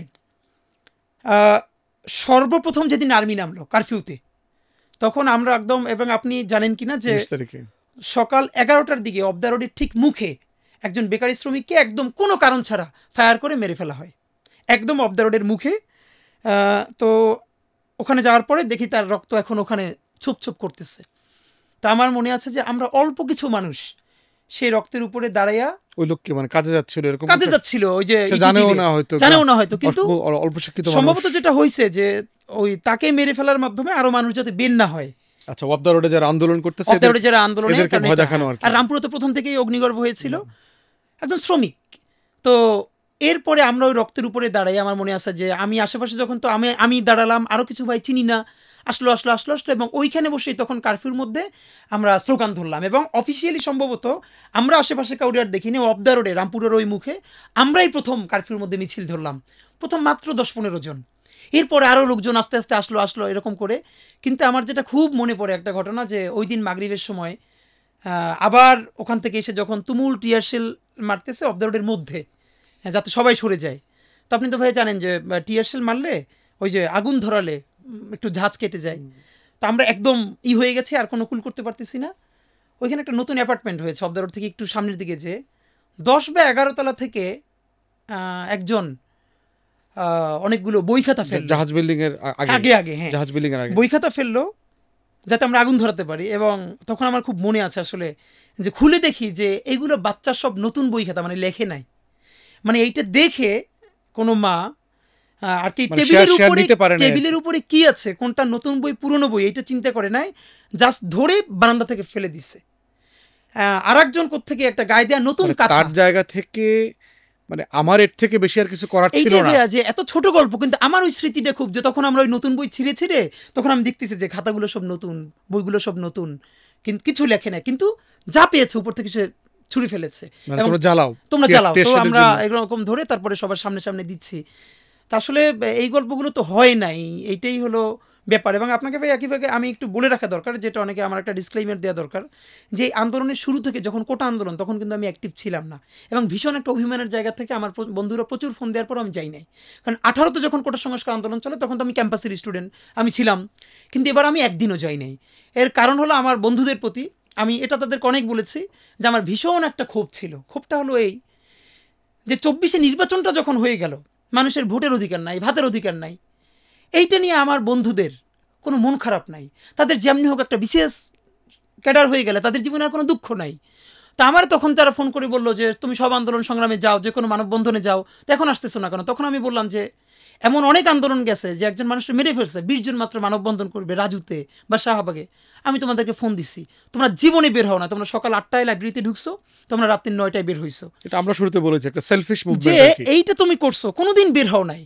তো আজকে তুমি, কারণ এইটা তুমি শুধুই কোটার জন্য বের হইছে, কারণ এবার লাঠিটা তোমার পেটের উপরে পড়ছে। তো মানুষ মরে যাচ্ছে, মানুষের কত কষ্ট, কোনোদিন বের হও নাই, আজকে নিজের পেটে পড়ছে বিধায় তো ডাকতেছো, কেন তোমরা করো? মানে এই কারণে আমি কোনোভাবেই, কারণ শুধু কোটার কারণে আন্দোলন, কিন্তু আর কোনো ব্যাপারে মানুষের আন্দোলন নাই, জনগণ নাই, দেশ নাই, জনগণ নাই। মানুষের ভোট দিতে গিয়ে মানুষ ধর্ষিত হয় না, শুধু একটা বাচ্চা, আপনি ভাই দেখছেন যে 3 না 4 বাচ্চার মা, তার সুবর্ণচরে ধর্ষণ করা হয়েছে, কেউ দাঁড়ায় নাই। তো আমি এটা কোনোভাবে নিতে পারতেছিলাম না, এবং আমি ভাইয়া আমি আর আমার এক বন্ধু এইবার 24-এ যখন ইলেকশন হয়ে গেল তখন we are getting prepared for GAD. আমরা দেশ ছাড়া আর কি। আমরা দেশ ছাড়ার চূড়ান্ত কারণে এর আগে অনেকবার ট্রাই করছি, কিন্তু আমার ভীষণ হোম সিকনেস আছে, আমি ভাই বোন সবার ছোট, তো সেভাবে সে কারণে ছোটোটার সাথে তো মায়ের সাথে অনেক বেশি কানেকশন, আর আমার মা আমার প্রতি প্রচণ্ড ডিপেন্ডেন্ট। তো আমি কোনোভাবে কয়েকবার মুভ করেও পারি নাই। তো এবার একটা সর্বশেষ আশা ছিল 24-এ, যখন আর হলো না তখন আমরা তো ঠিক যখন আন্দোলন শুরু হয় তখন আমাদের জিএডি পরীক্ষা ছিল, আগেই আমরা রেজিস্ট্রেশন তো আপনি জানেন করে ফেলতে হয়, তো আমরা আর পরীক্ষা দিতে পারি নাই। তা আমার মধ্যে ভাই ভীষণ আক্ষেপ ছিল যে আমার আরও বাইরে চলে যাওয়ার কথা, আগেই আমার বন্ধুরা অনেকে বাইরে, তো ওরা আমার নিয়েও একটা আক্ষেপ ছিল যে তুমি কেন দেশে পড়ে আছো, তুমি তো দেশে কিছু করবে না। একটা কথা আজকে ওনার কথা মনে পড়ে, ইউএসএ ওনার পিএইচডি শেষ মনে হয়, সাকিব মুস্তাফি ভাই, উনি ভালো লেখেন, চিন্তক, বুয়েটের। তো ওনার সাথেও আমার এই আন্দোলনের সময় প্রচুর কথা হতো। তো উনি আগে থেকে, আমি যখন আমার কবিতার বই বের হয়েছে উনি নিজে বাংলাদেশ থেকে সংগ্রহ করে আমেরিকা আগের বছর নিয়েছিলেন, উনি আমাকে কবি হিসেবে খুব পছন্দ করতেন। উনি এবং লিখতেন যে মানে আমার আন্দোলনের প্রেমের কবিতার মধ্যে ফ্যাসিবাদ বিরোধিতা ছিল। তখন ওনার একটা কথা, ভাই আমার জীবনে আপনি আসেন না যে অনেক দিনের আফসোস, কিন্তু একটা কথায় আপনার আফসোস কেটে যায়। তো আমার নিজের প্রতি আমার নিজের যে কেন আমি 3-4 বছর আগে বাইরে চলে গেলাম না, অ্যাটলিস্ট এতদিনে সময় নষ্ট হয়েছে, দেশেও কিছু হইলো না। তো মাও সর্বশেষ 24-এর পরে আমি যেরকম প্রচুর লেখালেখি করতাম, সারাদিন গুম হওয়ার আতঙ্ক ছিল, মাও সে দাবি টাবি ছেড়ে দিয়ে বললো যে না, মানে আমারে বাঁচানোর জন্য বাইরে পাঠানো খুব জরুরি, এটা নিয়ে সবাই সিদ্ধান্ত নিল। তো তখন উনি একটা কথা বললো যে হাদি ভাই, আমার সারা জীবনে আমার একটা মনে হয়েছে ওয়াইজ ডিসিশন যে আমি দেশ ছেড়ে আসছি, আমি বাংলাদেশ ছেড়ে আসছি, আমি বাইরে পিএইচডিটা হলো এবং আমি দেশের জন্য কিছু করতে হলেও দেশ ছেড়ে আসার কোনো বিকল্প ছিল না। এই প্রথম উনি বললেন যে আমার প্রথম, আমি ভীষণ রিগ্রেট ফিল করতেছি যে এইরকম একটা আন্দোলন যেটা সারা জীবন স্বপ্ন দেখছে, এইটা আপনারা রাজপথে আপনাদেরকে দেখতেছে কিন্তু আমি জীবনে নাই। আমার মনে হইতেছে আমার সারা জীবন যেটুকুন আমার আনন্দ ছিল, আমি বাইরে চলে আসছি, আমার আজকে এটাই কষ্ট যে এই আন্দোলনটা যদি আমি রাজপথে দাঁড়াই দেখে মরে যেতাম, আমার এর চেয়ে বড় আনন্দ আর সফলতা মনে হইতো না। তো আপনারা এইটা দেখতেছেন, তো আপনি জানেন না যে আমার কি পরিমাণে ঈর্ষা হইতেছে। তো তখন আমার মনে হইতেছে যে আল্লাহ সম্ভবত এই সময়টার সাক্ষী আমারে রাখবেন, এই জন্যই সম্ভবত যে কোনোভাবে মানে দেশে থেকে যাওয়া বা আরও আগে না যাওয়া। তখন আল্লাহর কাছে খুব, যে নিজের পরিকল্পনার বাইরে তো আল্লাহর কিছু সিদ্ধান্ত থাকে যে না, আমি অন্তত আমার জীবনে আমি জুলাই দেখে গেলাম। এবং ভাইয়া আমি ওই যে যখন আমার পাশে ওই ভাইটার লাশ দেখলাম, ঠিক সেই মুহূর্তে আমি ডিসিশন নিছি যে এইগুলিটা আমার গায়ে আসতে পারতো। আর আমার বাসা অফ দ্য রোডের একটু সামনে, যখন ঠিক ক্লাস 9-এর একটা স্টুডেন্টের জানাজা আমি পড়ছি, ওকেও স্নাইপার থেকে অথবা হেলিকপ্টার থেকে গুলি করা হয়েছিল, 9-এ পড়া। এই দুইটার পরে মোটামুটি যে জীবনটা আল্লাহ বোনাস দিছে, ভারতীয় আধিপত্যবাদ, বাংলাদেশের স্বাধীনতা, সার্বভৌমত্ব আর একটা ইনসাফের রাষ্ট্র কায়েমের জন্য এই বোনাস জীবনটা ইনশাল্লাহ লড়াই করব। আর আল্লাহ হয়তো শহীদ করেন নাই, এই লড়াইটা তো কারণে করে জারি রাখতে হবে। সুতরাং বাকি জীবনটা ইনশাল্লাহ আমরা সেইভাবে মানে বোনাস লাইফ মনে করে আল্লাহ যে কয়দিন আমাদের দিয়ে এটুকুন সেবা নিতে চাই ততটুকুন আর কি। আন্দোলনে তুমি জয়েন করলা কখন? তুমি বললা যে শুরুতে যাওয়া নাই।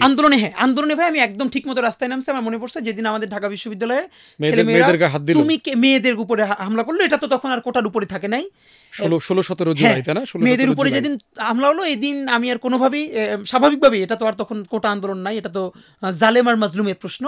এবং আমার মনে আছে যেদিন রাতে আমাদের হলের মেয়েরা হল ভেঙে তুমি কে আমি কে রাজাকার রাজাকার স্লোগান দিলে, এই দিনটা আমার খুব মনে আছে।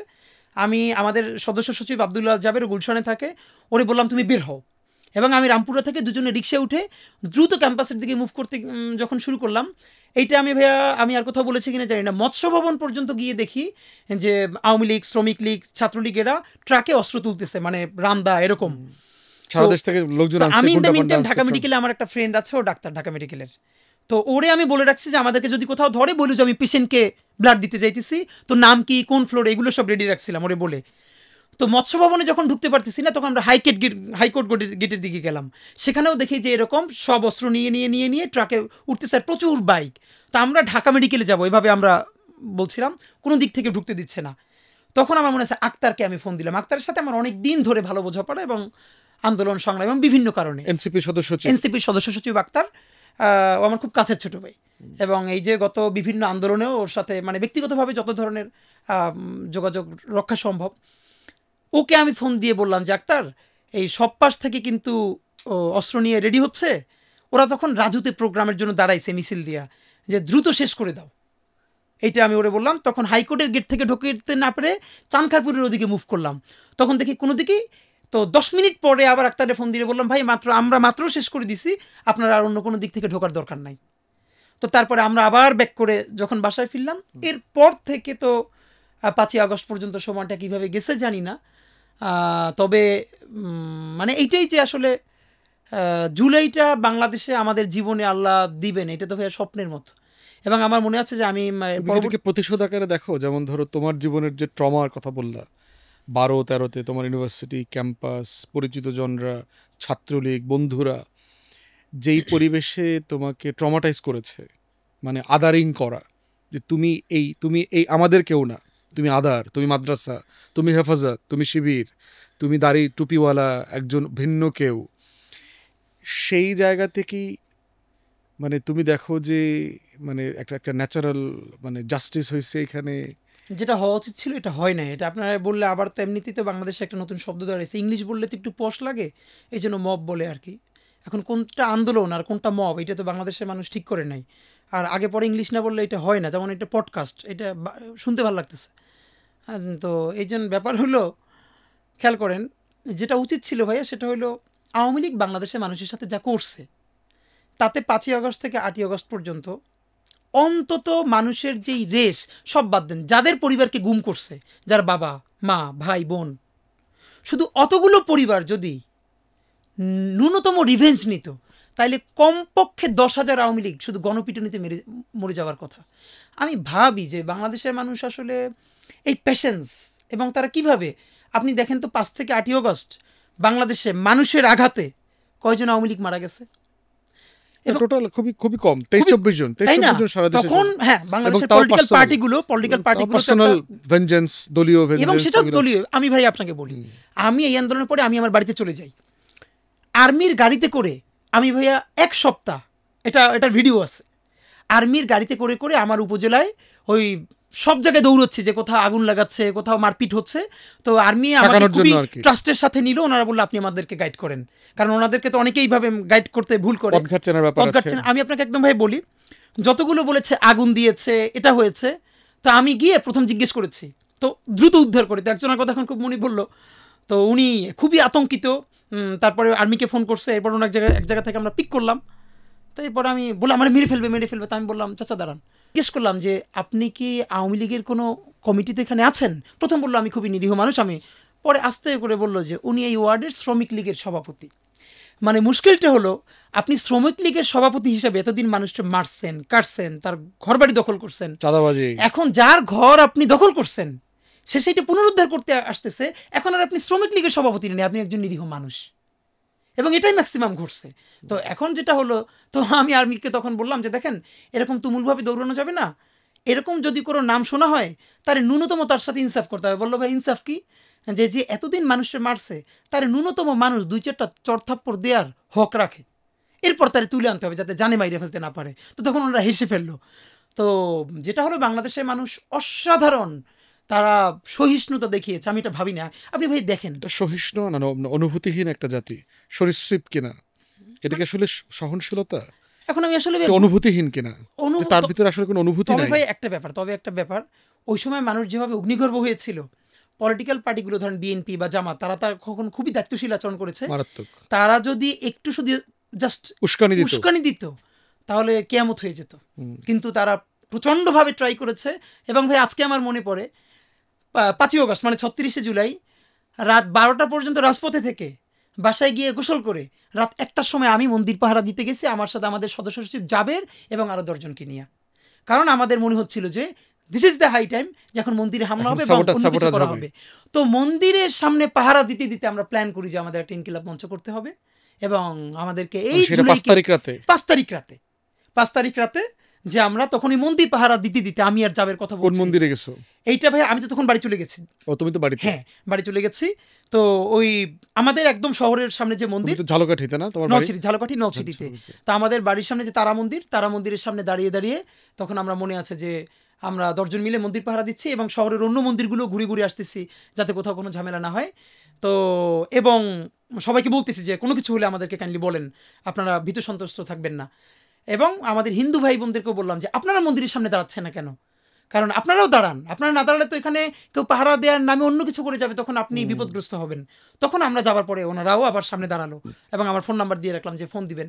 তো তখন আমরা প্ল্যান করলাম যে না, এই আন্দোলনকে যেটা হয়ে গেছে এখন এটাকে বাঁচিয়ে রাখার জন্য আমাদের একটা কিছু তোমাকে এটা ট্রিগার করলো কি, মানে কি জিনিস ট্রিগার করলো?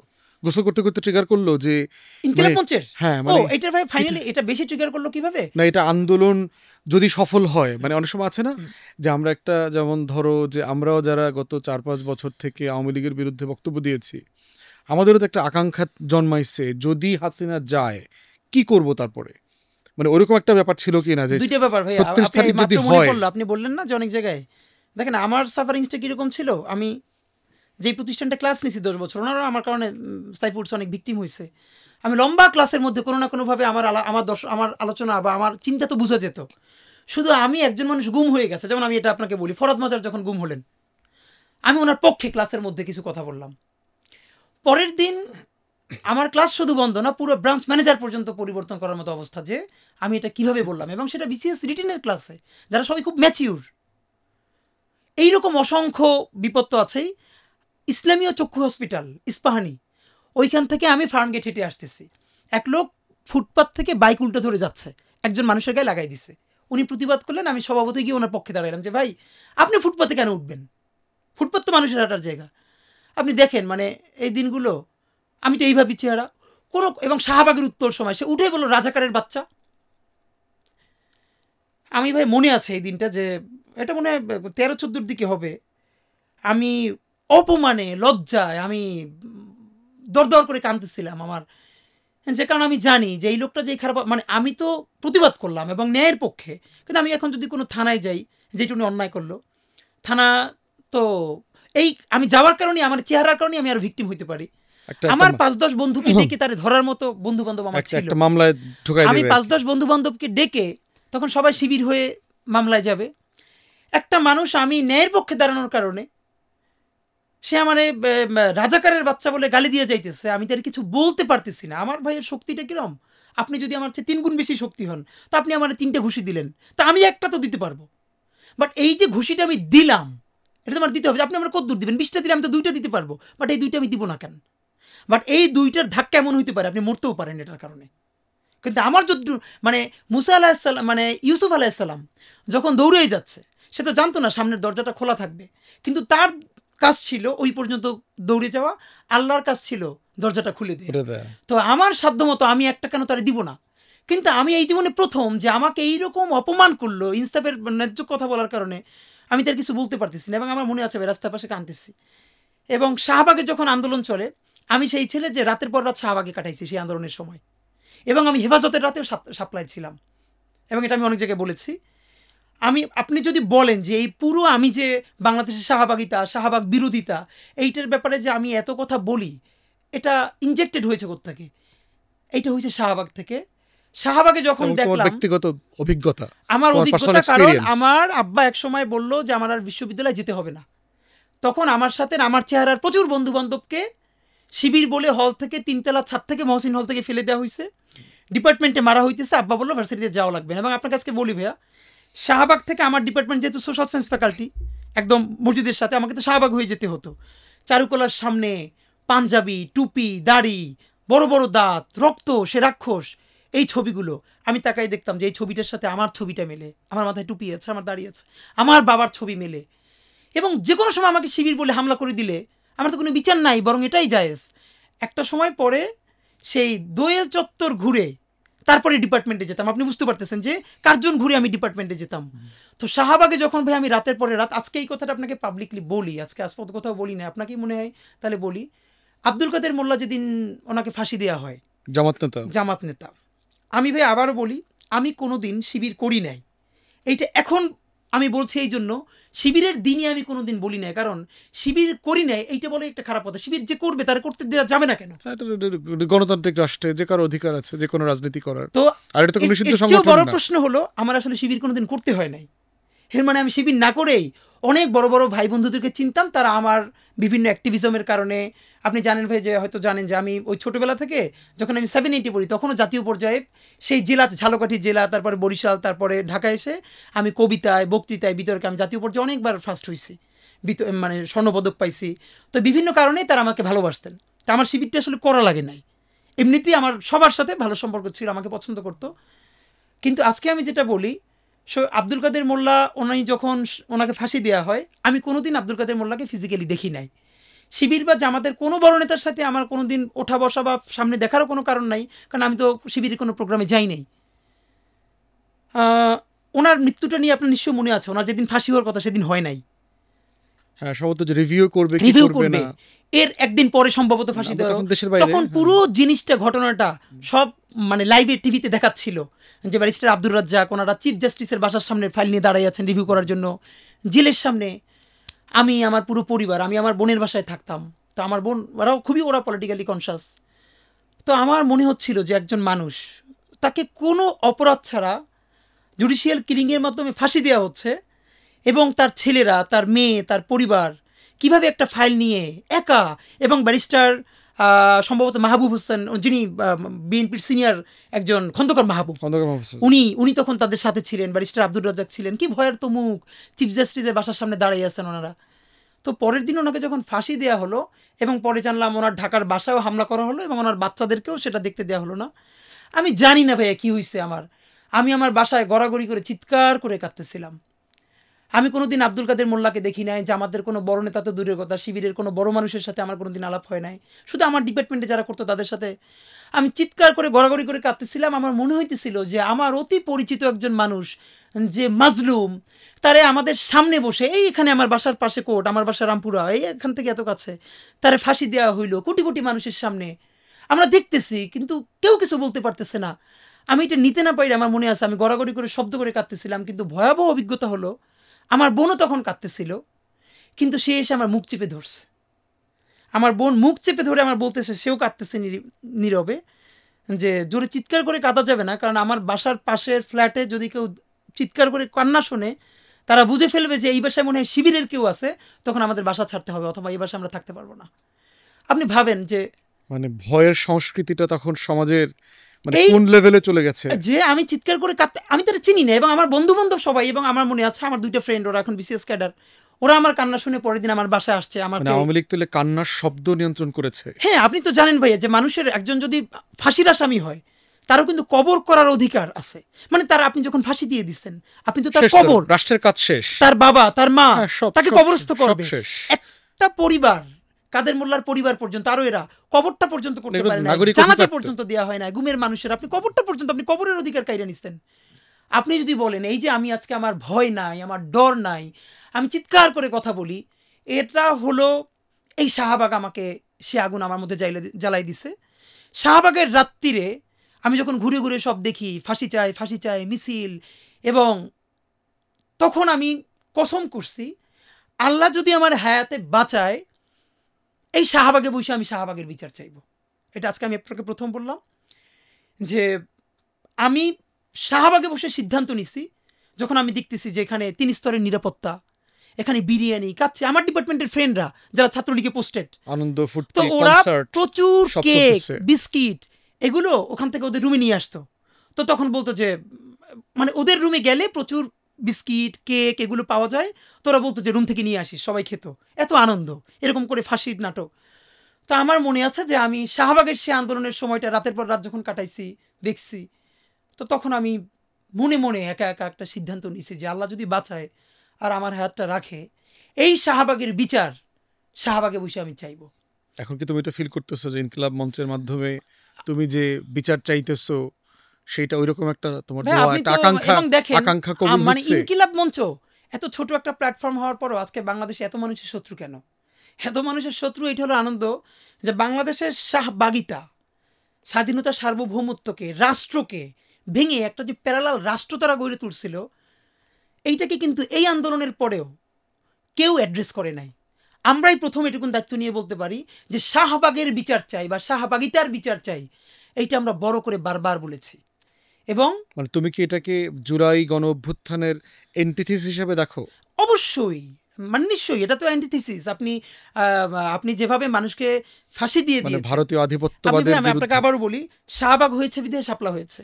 এই শাপলা গণহত্যার মধ্য দিয়ে হাসিনা সে কনফিডেন্ট হয়েছে যে মানুষকে মেরে গুম করে খুন করে রক্ত ফজরের সময় ধুয়ে দিয়ে তারপরেও ক্ষমতায় থাকা যায়, তাতে কোনো কিচ্ছু হয় না। বিশেষ করে তারা যদি ইসলাম প্রিয় জনগোষ্ঠী তার হয়, তার কোনো কথাই নেই, গরিব মানুষ, মসজিদ মাদ্রাসা থেকে আসছে, প্রান্তিক। তো এরপর তো এই শাপলার বিচার আমরা সবাই মিলে করতে না পারার কারণে তারপর সে বাংলাদেশের প্রত্যেকটা গণহত্যা স্মুথলি চালিয়ে গেছে। তো আমি তো খুব ভাবি যে এই মানুষের যে ক্ষোভ, তারা তো সেটারই শুধু রাস্তায় নেমে এসেছে। এখন ইনকিলাবকে তুমি কোথায় দেখতে চাও? ইনকিলাব সংগঠন আকারে, এটার কাঠামো, এটার আমাদের ক্যাম্পেইন? ভাইয়া আমি মূলত যেটা আমরা আসলে, আপনি জানেন যে চীনে আলটিমেটলি ওদের বিপ্লবটা যে কালচারাল রিভলিউশন ওরা বলে, কিন্তু আমাদের বাংলাদেশে কালচার বলতে গান, নাটক, সিনেমা, সাংস্কৃতিক অনুষ্ঠান মানে এগুলোকেই বোঝানো হয়। কিন্তু কালচার তো মানুষের মন ও মগজে, যে হোয়াট উই আর।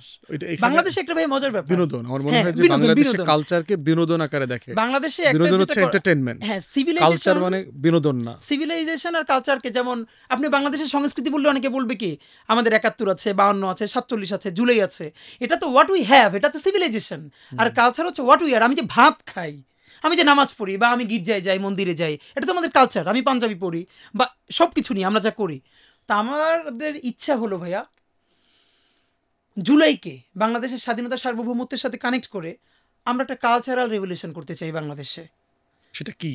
সেটা হলো মানুষের মনে পরিষ্কার করে দাও যে এই টেবিলটা এখানে আছে, এটা অন্যায়, এই টেবিলটা এখানে থাকা উচিত না, এটা এরকম হওয়া উচিত। সেটা কি মানে তুমি ভিজুয়ালাইজ করো। একটা জায়গায় বলেছি যে একটা ইনসাফের রাষ্ট্র, ন্যূনতম যে ইনসাফের রাষ্ট্রে একজন মানুষ থানায় জিডি করতে গেলে আগে বলা লাগতো আমি আওয়ামী লীগের অমুকের পরিচিত, এখন বলা লাগবে হয়তো আমি বিএনপির বা জামাতের অমুকের পরিচিত।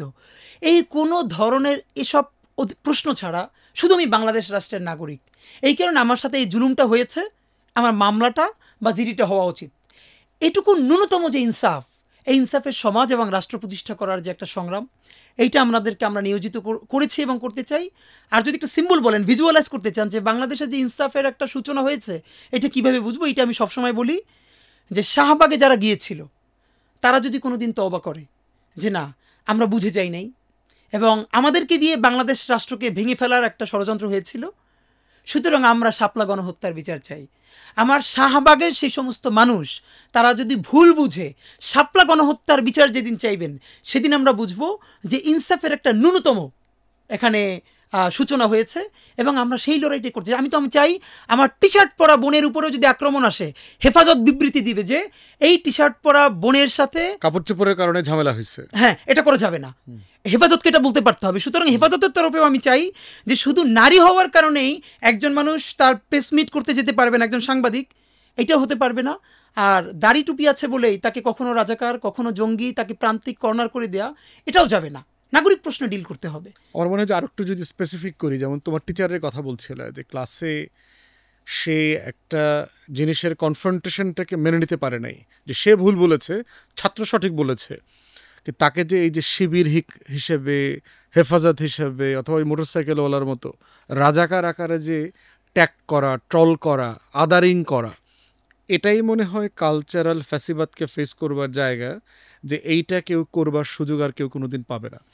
নাগরিককে নাগরিক আকারে ট্রিট করতে হবে। এক্স্যাক্টলি। ইভেন ভাই ওই যে অনেকে এখন মানুষকে বারবার শাহবাগী বলা, আমি প্রচণ্ড অপোজ করি। কেন? মানে আগে আপনি বলেছেন জামাতি, এখন আবার যারে তারে বলে দিবেন শাহবাগী। এই ট্যাগ থেকেই তো আমাদের বের হইতে হবে। এবং আপনি কিন্তু ভাই কোনো ব্যক্তির বিচার চাই না, আমরা চাই আইডিয়া। এই যে শাহবাগীটা দিয়ে ট্যাগিংটাকে করা হয়েছিল, এই আইডিয়াটাকে চুরমার করে দেওয়া, ফ্যাসিবাদী চরিত্রটাকে, এই ফ্যাসিবাদী চরিত্রটাকে থেকে বাদ দিয়ে মানুষকে নাগরিক হিসেবে ডিল করা। তুমি আবার মাঝখানে ঘোষণা দিলা তুমি নির্বাচন করবা, আসন্ন নির্বাচনে তুমি শাহবাগ এই অঞ্চল দিয়ে দাঁড়াবা বলেছ। তো তোমার এই এতক্ষণের আলোচনা যেটা বুঝতে পারছি যে তুমি একটা জুলাই স্পিরিটকে ধারণ করে একটা ক্যাম্পেইন করছো, kind of its life long mission, যে এটাকে তুমি মানে এটা হ্যাপেন করতে হবে আর কি। তো সেই জায়গা থেকে আবার যদি তোমার কনসেন্ট্রেশনকে যদি ডাইভার্ট করো পলিটিক্সে, সেখানে তোমার ইনকিলাব মঞ্চ, জুলাই, ৩৬-এর স্পিরিট, এগুলো কি আসলে কম্প্রোমাইজড হয়ে যাবে কিনা? আচ্ছা, এটা ভাই আমি আপনাকে একটু বলি। আমাদের দুই ধরনের গোল। আমাদের অনেক ভাই বন্ধুর গোল হলো আগামীতে এমপি হতে হবে, যেমন অনেকের ইচ্ছা আগামীতে মন্ত্রী হতে হবে, প্রধান, এটাও ভালো গোল। এখন আমার গোলটা আমি ভাই আমার পলিটিক্সটা, আমার লাইফটা, আমার গোলটা আমি খুব ক্লিয়ার, এটা খুব বিস্তৃত না। আমার ক্লিয়ারটা হচ্ছে আমি চাই যে আমার লড়াইটা একটা ইনসাফের রাষ্ট্র প্রতিষ্ঠার, ইনসাফের ন্যূনতম একটা সমাজ প্রতিষ্ঠার, এবং সেই সংগ্রামটা একটা দীর্ঘ সংগ্রাম। ওই ইনসাফের সংগ্রামটা করতে গিয়া যদি আমার কোনোদিন প্রধানমন্ত্রী হওয়া লাগে, সেটুকুন হিম্মত মানসিকতা আমার আছে। যদি মন্ত্রী হওয়া লাগে, যদি এমপি হওয়া লাগে, ওকে। যদি কিছুই না হওয়া লাগে, সারা জীবন যদি রাস্তা পড়ে থাকা লাগে, এর মানে এমপি হওয়া, মন্ত্রী হওয়া অথবা কিছুই না হওয়া, এগুলো হলো একটা আমার ওই কাজের অংশ, মানে এটার একটা জাস্ট পার্ট ওই কাজটাকে পৌঁছানোর জন্য। মানে এমপি হওয়াটা গোল না, গোল আমার ওই ইনসাফের রাষ্ট্রের আন্দোলনটা। কিন্তু ইন প্রিন্সিপাল তোমার সাথে একমত হইলেও তুমি এটা ফিল করো কিনা, যেমন ধরো যারা জীবনে একমুখীভাবে একটা মিশনে লেগে থাকে তাদের সফল হওয়ার সম্ভাবনা যত বেশি থাকে, যদি তুমি অনেকগুলো বিষয় একসাথে হইতে চাও, ন্যায্য হইলেও যৌক্তিক হইলেও, সেখানে কি তোমার জুলাই 36-এর মিশনটা কম্প্রোমাইজড হয়ে যাবে কিনা? আচ্ছা ভাই, এইটা একটু ব্যাপার কি, এটা আমি আমাদেরকে যারা পছন্দ করে অনেককে জিজ্ঞেস করেছি যে আসলে তো এইটা দুইটা ব্যাপার। একটা, ওনারা অনেকে মনে করে যে আমাদের মতো যারা, এদের পার্লামেন্টে একটা ভয়েস থাকা দরকার, এটাও সত্য। আবার আমরা যেই লড়াইটা করতেছি, আমাদের একটা ক্রাইসিস কি, আমাদের লড়াইটা আর কেউ প্যারালালি করতেছে না। সেক্ষেত্রে আমরা এই লড়াইটা যদি একটুখানিও সরে যাই আমরা, বা একটুখানি আমরা দম নেওয়ার চেষ্টা করি, তাহলে ওই আন্দোলনটা ক্ষতিগ্রস্ত হয়। সেক্ষেত্রে আমাদের এখন সিদ্ধান্ত হলো, আমরা রাজনীতিটাকে তো কালচারের খুব গুরুত্বপূর্ণ অংশ মনে করি, এটা কালচারের বাইরে কিছু না।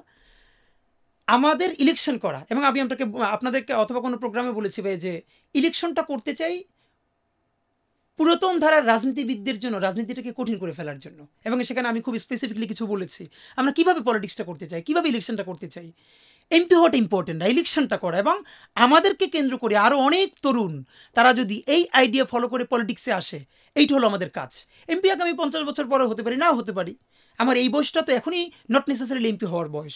এটা একটা কাউন্টার আর্গুমেন্ট তোমাকে দেই বাইরের এক্সপিরিয়েন্স থেকে। যেমন ধরো বাংলাদেশে যারা 71-কে প্রাতিষ্ঠানিক রূপ দেবার চেষ্টা করেছে, ধরো মুক্তিযোদ্ধা জাদুঘর যে মানুষটা বানিয়েছে, সরকারি মানুষ না, কিন্তু এটা ব্যক্তিগত উদ্যোগে শুরু হয়েছে, কিন্তু পার্সোনাল ভিশন, স্বপ্ন, এটার পেছনে লেগে থাকা, উপকরণ সংগ্রহ করা, এই যে ঘুরে ঘুরে ঘুরে ঘুরে মাল মশলা কালেক্ট করা, একটা ছোট্ট নিজের বাসার ডাইনিং রুমে, ড্রয়িং রুমে এই জিনিসগুলো সাজায় রাখা, এই যে ছোট ছোট করে কাজগুলো শুরু করা।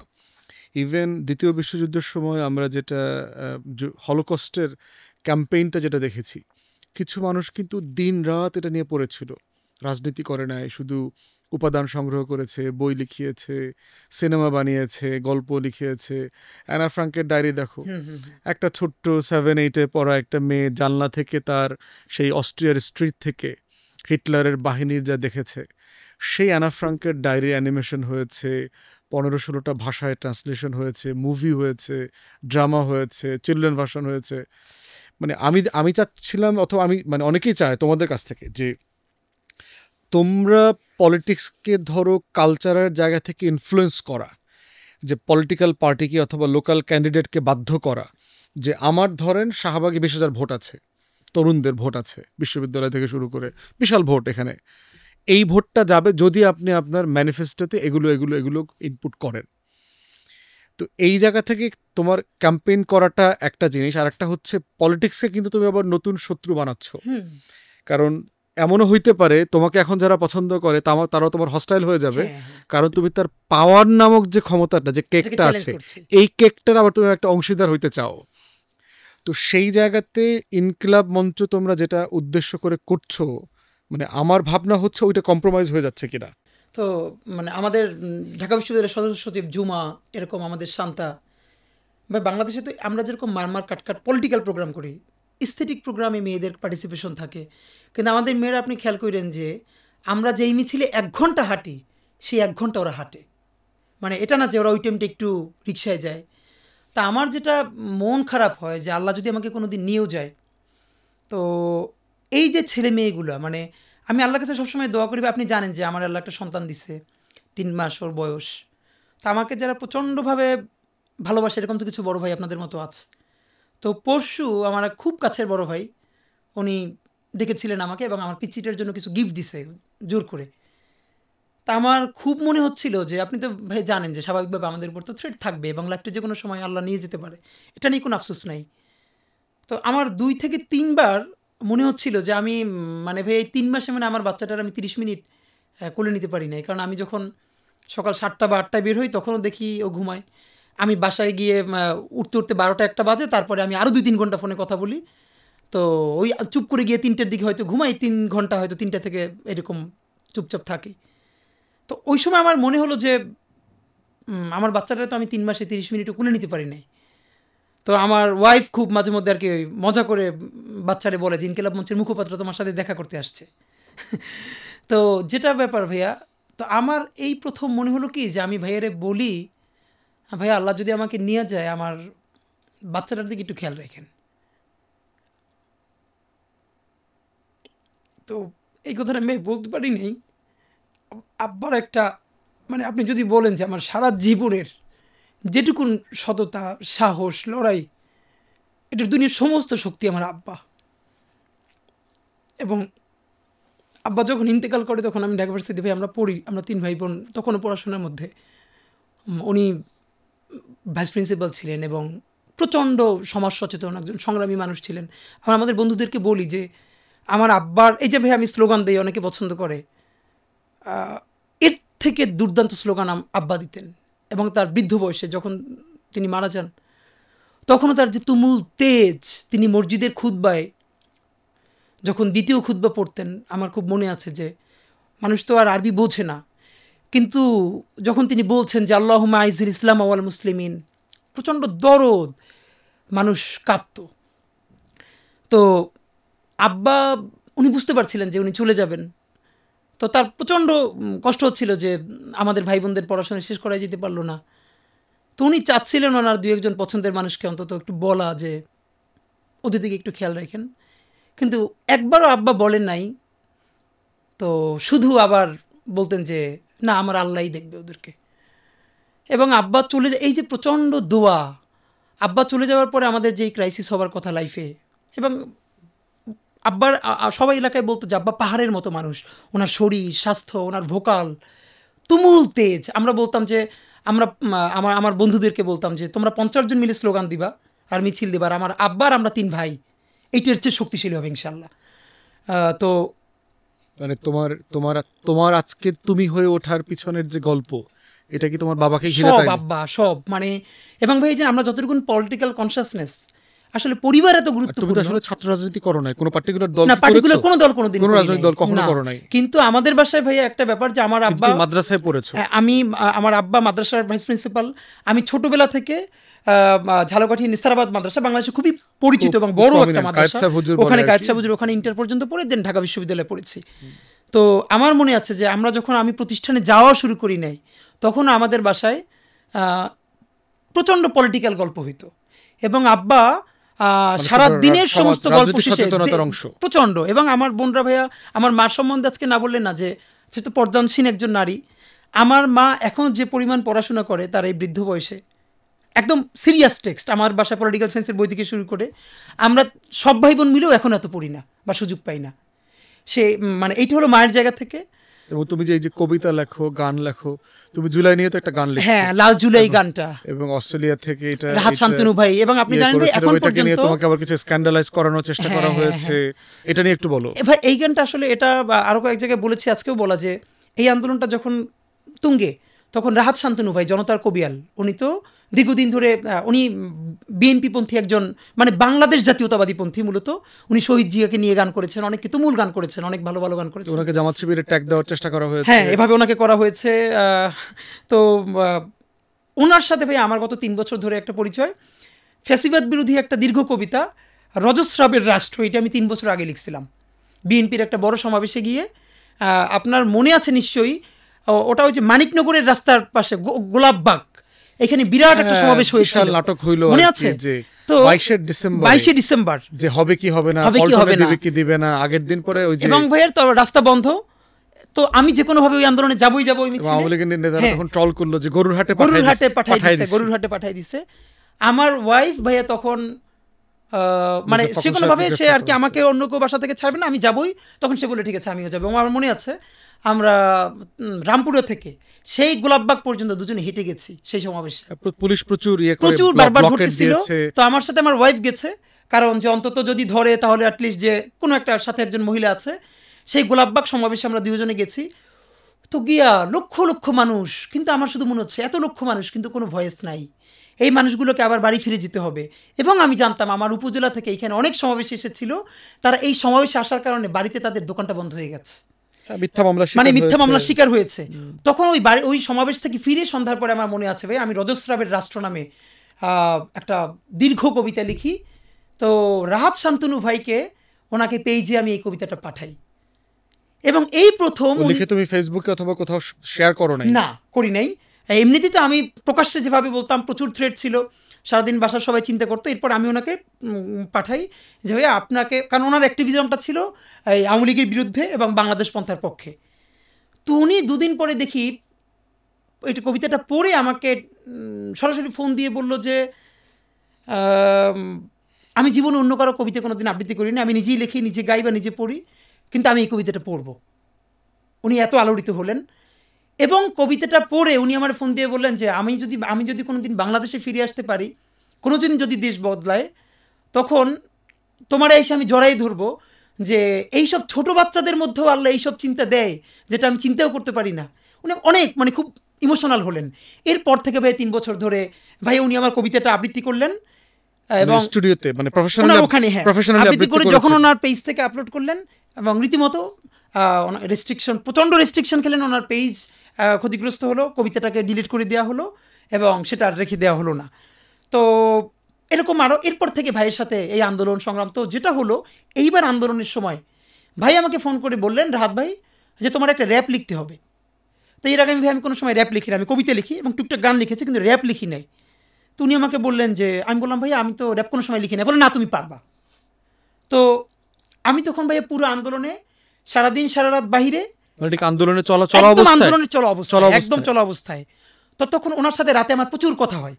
উনি আমাকে বলতেছে, তখন আমি বলতেছি ভাইয়া দেখতেছি এরকম চোখ, সারাদিন তুমি শেষ রাতে গিয়ে যে আপডেট করতে বিভিন্ন জনকে রাতের বেলা, যে রাত চোখ খুলে পড়তেছে আমার সামনে, মানুষেরা একটা চোখ খুলে পড়ছে, সে এরকম চেপে ধরছে, একটা হাত কেটে গেছে, মানে ভয়াবহ অবস্থা। তো এগুলো উনি আমি রাতে বলতেছে। তো উনি বললো যে এগুলো লিখতে হবে, তুমি লেখো, তুমিই পারবা, কারণ তুমি, আমি চাইলেও আমি লিখতে পারি, কিন্তু তুমি যে রক্তের মধ্যে দাঁড়াই আসো, আমি তো রক্তের মধ্যে দাঁড়াই নাই, সুতরাং তুমি লেখো। তবে আমার মনে আছে পরের দিন আমি বাসায় লিখতে বসলাম, তো আমার হচ্ছে না, আমি কী লিখবো আমি বুঝতে পারতেছি না।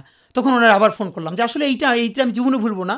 রাহাত ভাই উনি আমাকে বুঝলেন, উনি বলে শোনো তোমার গান লেখার দরকার নাই, তুমি মনে করো এই রক্তের মধ্যে যে দাঁড়াই আছো, আজ থেকে 10-20 বছর পর এই রক্তের ইতিহাস কেউ জানবে না, 50 বছর পর হলেও মানুষকে জানাইতে হবে যে এই সময় কী হয়েছিল, তুমি ইতিহাস লেখো, সেটা যদি গান হইলে হইলো, না হইলে না হইলো, কোনো সমস্যা নাই। তখন আমার মনে আছে ভাইয়া আমি লিখতে শুরু করলাম, সম্ভবত 2 ঘন্টা। একটা পর্যায়ে লিখতে গিয়ে দেখি আমি নিজে প্রচণ্ড কাঁপতেছি, আমি কাঁদতেছি, এবং বড় একটা লেখা দাঁড়াই গেল, এবং আমি জাস্ট ওনাকে ছবি তুলে পাঠাইলাম। আমার মনে আছে ওনার ওর সময় রাত ঘুমিয়ে পড়ছিল, উনি সকালে উঠে আমি আর ফোন দিয়ে বললো, এটুকুন শব্দটা আমার খুব মনে আছে, তুমি তো আমাদের রাবণ মিয়া। তো এই কথাটা আমার মনে আছে। তখন বললো যে এটা গান করব, কপালে যা আছে। তো আপনি জানেন যে অস্ট্রেলিয়া এটা রেকর্ড করা খুব, মানে বাংলা মিউজিক রেকর্ড করা টাফ এবং অনেক টাকা পয়সার ব্যাপার, বাট উনি নিল যে এটা উনি করবেন। তো অনেক কষ্ট করে ম্যানেজ করে উনি যখন স্টুডিওতে গানটা রেকর্ড করলেন, এই রেকর্ড করে বের হয়ে ইন দ্য মিন টাইম 10-12 দিন আন্দোলন চলতেছে, উনি কোনোভাবে ম্যানেজ করতে পারতেছে না, স্টুডিও অনেক ঝামেলা। রেকর্ড শেষ করে বের হয়ে দেখেন হাসিনা পালাই গেছে 5 তারিখে। এরপর তো আর গানটা আমরা কীভাবে আনবো, আমাকে উনি আর পাচ্ছে না। পরে 2-3 মাস পরে গানটাকে আমরা আবার ওই সময়ের সাথে কিছু এডিট করে, কিছু শব্দ পরিবর্তন করে আনলাম, এবং সম্ভবত এখন পর্যন্ত জুলাই নিয়ে, মানে জুলাইয়ে কি হয়েছিল যে হাতটা আছে পাটা নাই, পা আছে তো হাতটা নাই, আঙ্গুলগুলো ঝুলে পড়ছে, মানে আঙ্গুলগুলো কাইটে পড়ছে, আমার বলার শক্তি নাই, এরকম বলে বলে বলে বলে একদম। তো আমার ভাই এখনো যেটা মনে হয় উনি গাইছে এটা না, হ্যাঁ পুরোটা উনি গাইছে। লাল জুলাই, যে কোনো দর্শক আপনারা মানে সার্চ দিলে যে লাল জুলাই গানটা, লাল জুলাই ইনকিলাব মঞ্চ, আমি নিজে এখনো ভাইয়া ওই গানটা শুনলে আমি ওই সময়টাকে, মানে আমি আর স্থির থাকতে পারি না আধা ঘন্টা, যে কারণ এর মধ্যে কোনো কিছুই আর্টিস্টিক না, যা ঘটছে তার একটা অংশ, আমি যেটা চোখে দেখছি। মানে এখন কি ওই গানের লিরিক্সটা দেখে মনে হয় যে আরো কিছু বাড়ানো দরকার ছিল, কিছু মিস হয়ে গেছে, কিছু বাদ পড়েছে, এরকম মনে হয়? এইটা তো ভাইয়া আমার মনে হয় তাহলে 1 ঘন্টার গান হওয়া উচিত। তো আমার যেটা করতে হয়েছে, গানটাকে আরো ছোট করতে হয়েছে, কারণ একটা গান এটা 5 মিনিটের বেশি হয়ে গেলে অনেক সময় মানুষ শুনবে না, রেকর্ডিংয়ের ঝামেলা আছে। তো এরপরও আমাদের অনেক জায়গা বাদ দিতে হয়েছে, দিয়ে 5 মিনিটে আসছে। আমার একটা আফসোস কি ভাই, আমি প্রত্যাশা করছিলাম যে দেখেন আজকে জুলাইয়ের প্রায় শেষ 1 বছর ঘুরে আসতো, জুলাই লিখে সার্চ দিলে আমাদের অগণিত গান, কবিতা, নাটক, সিনেমা এগুলো আমাদের ইউটিউব ভরে যাওয়ার কথা। আপনি জুলাই কেন্দ্রিক এমন কোনো গান কি আমাদের শহরে হইছে যে মানুষের সবসময় মুখে মুখে বাজে? এই যে এটা আমি প্রায় বলি, সিনেমা ভাষা নিয়ে দেখো, নাটক হইছে, কি হইছে আমাদের? যে আমার ভাইয়ের রক্তের আঙুন 21শে ফেব্রুয়ারি, ওই দিনকার রাতে গাফা চৌধুরী লিখে, এবং ভাই দেখেন 52 শহীদ মিনার সিম্বল হইছে বিধায় আজও আমরা 52, আপনার কি মনে হয় না এটা আমি আমাকে কেউ বকা দিলেও সমস্যা নাই, 52 থেকেও বেশি শহীদ, ও সার্টেনলি অনেকগুলো আন্দোলন, বাংলাদেশে 90 এর গণ অভ্যুত্থান, কত ঘটনা ঘটছে না? কিন্তু সেগুলো কি হিস্ট্রিতে আছে? কারণ তাকে সিম্বলাইজ করা হয় নাই। তো আমি জুলাইকে কেন্দ্র করে এখন পর্যন্ত একটা জুলাই মিনার বলি, মুক্তির মিনার বলি, কোনো কিছুই তো আমার সিম্বল নাই, তাহলে আমার জুলাই বেঁচে থাকবে কিভাবে? নাটকে নাই।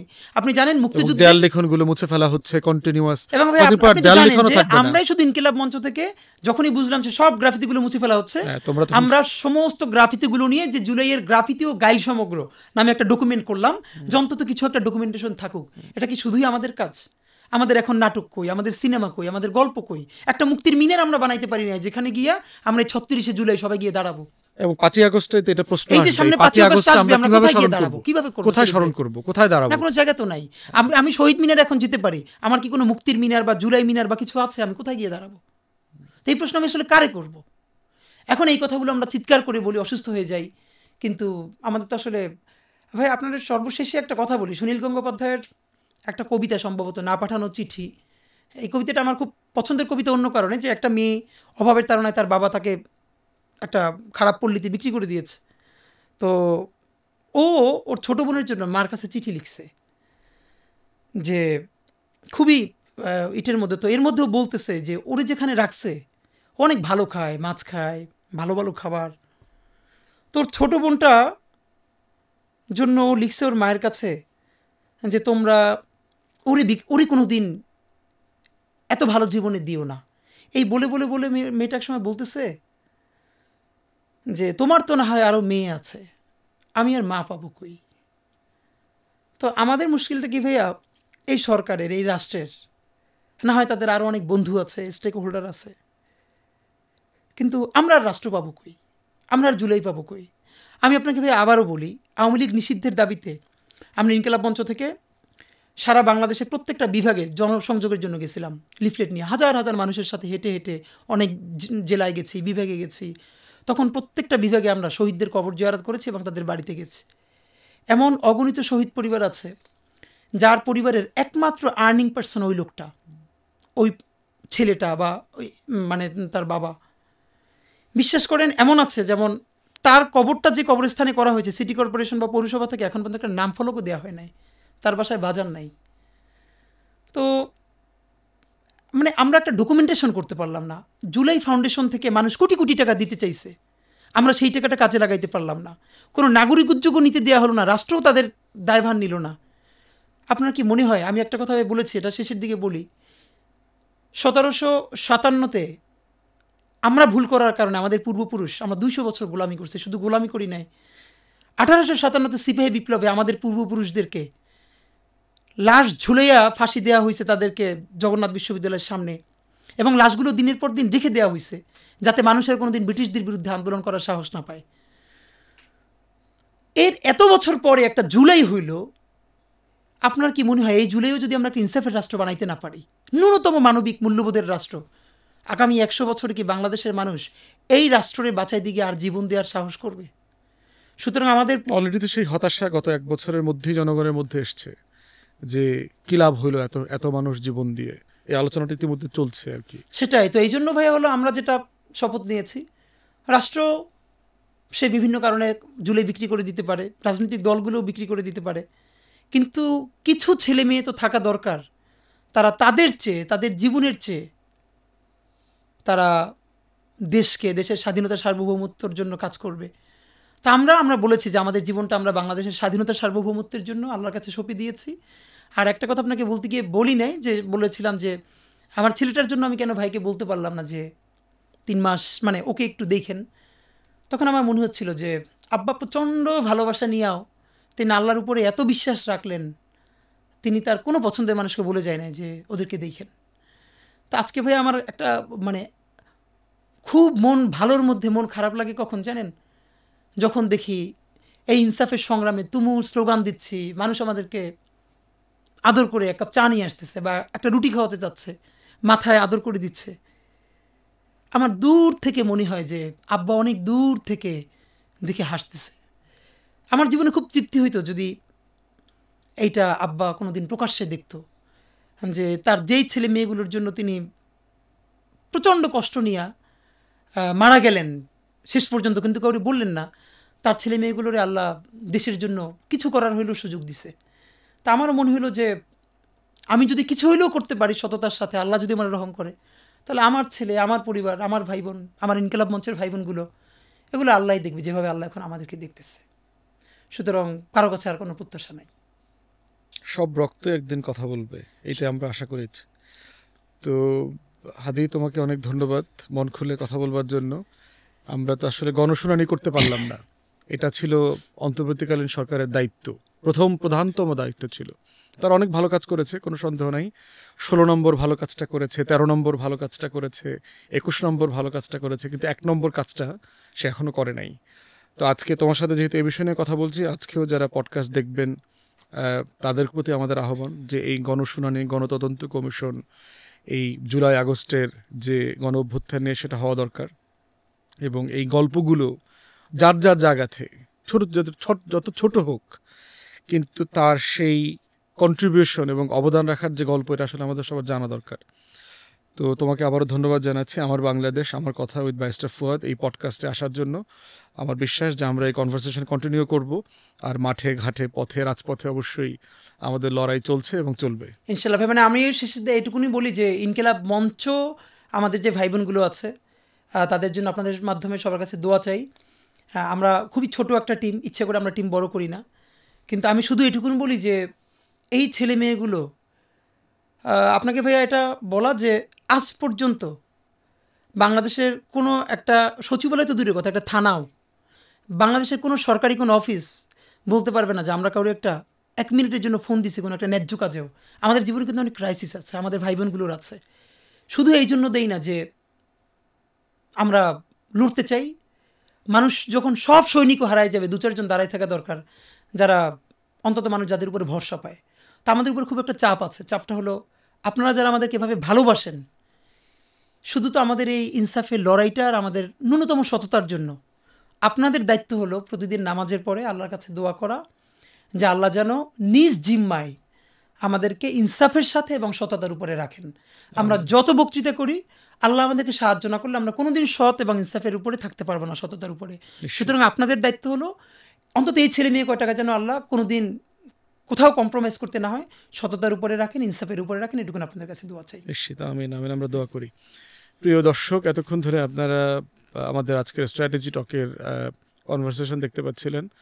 হাদির সাথে জুলাই আগস্ট, গত বছরের গণ অভ্যুত্থান, সব কিছু মিলিয়ে নিয়ে কথা বলেছি। 36 জুলাই, ইনসাফের বাংলাদেশ গড়বার যে লড়াই, এটার যে আবেগ অনুভূতি, এগুলো অনেক কিছু ফ্যাকাশে হয়ে আসছে। তো কয়দিনের মধ্যে আবার সেই জুলাইয়ের হাইপ আসবে, আগস্টের হাইপ আসবে, এভাবেই হয়তো বছর ঘুরে ঘুরে একসময় দশকে যাবে, যুগে যাবে। কিন্তু এই যে গল্পগুলা, এই যে লড়াইয়ের সংগ্রাম, এই লড়াইয়ের যে আকাঙ্ক্ষা, স্বপ্ন, সেগুলো যেন ফ্যাকাশে না হয়ে যায়, ফেইড না হয়ে যায়। এবং এটার দায় কিন্তু শুধু যারা মাঠে আছে তাদের না, আপনারা যারা আছেন বাসায় বসে দেখছেন, মোবাইল টিপছেন, আপনাদেরও। কারণ দেশটা ভালো থাকলে আপনারাও ভালো থাকবেন, যারা লড়ছে তাদের সাথে সাথে যারা লড়ছে না তারাও ভালো থাকবে। তো সেই পুরো স্বপ্নটা মিলেই হচ্ছে আমাদের নতুন আজাদির লড়াই, দায় ও দরদের ভিত্তিতে বাংলাদেশ 2 গড়বার লড়াই, সবার আগে বাংলাদেশ বানানোর যে স্বপ্ন এবং লড়াই, সেই স্বপ্ন। তো এই আশা ব্যক্ত করে আজকে আমাদের যে পডকাস্ট আমার বাংলাদেশ আমার কথা উইথ ব্যারিস্টার ফুয়াদ শেষ করছি। পরবর্তী এপিসোড দেখবার আমন্ত্রণ জানিয়ে ভালো থাকবেন। আসসালামু আলাইকুম।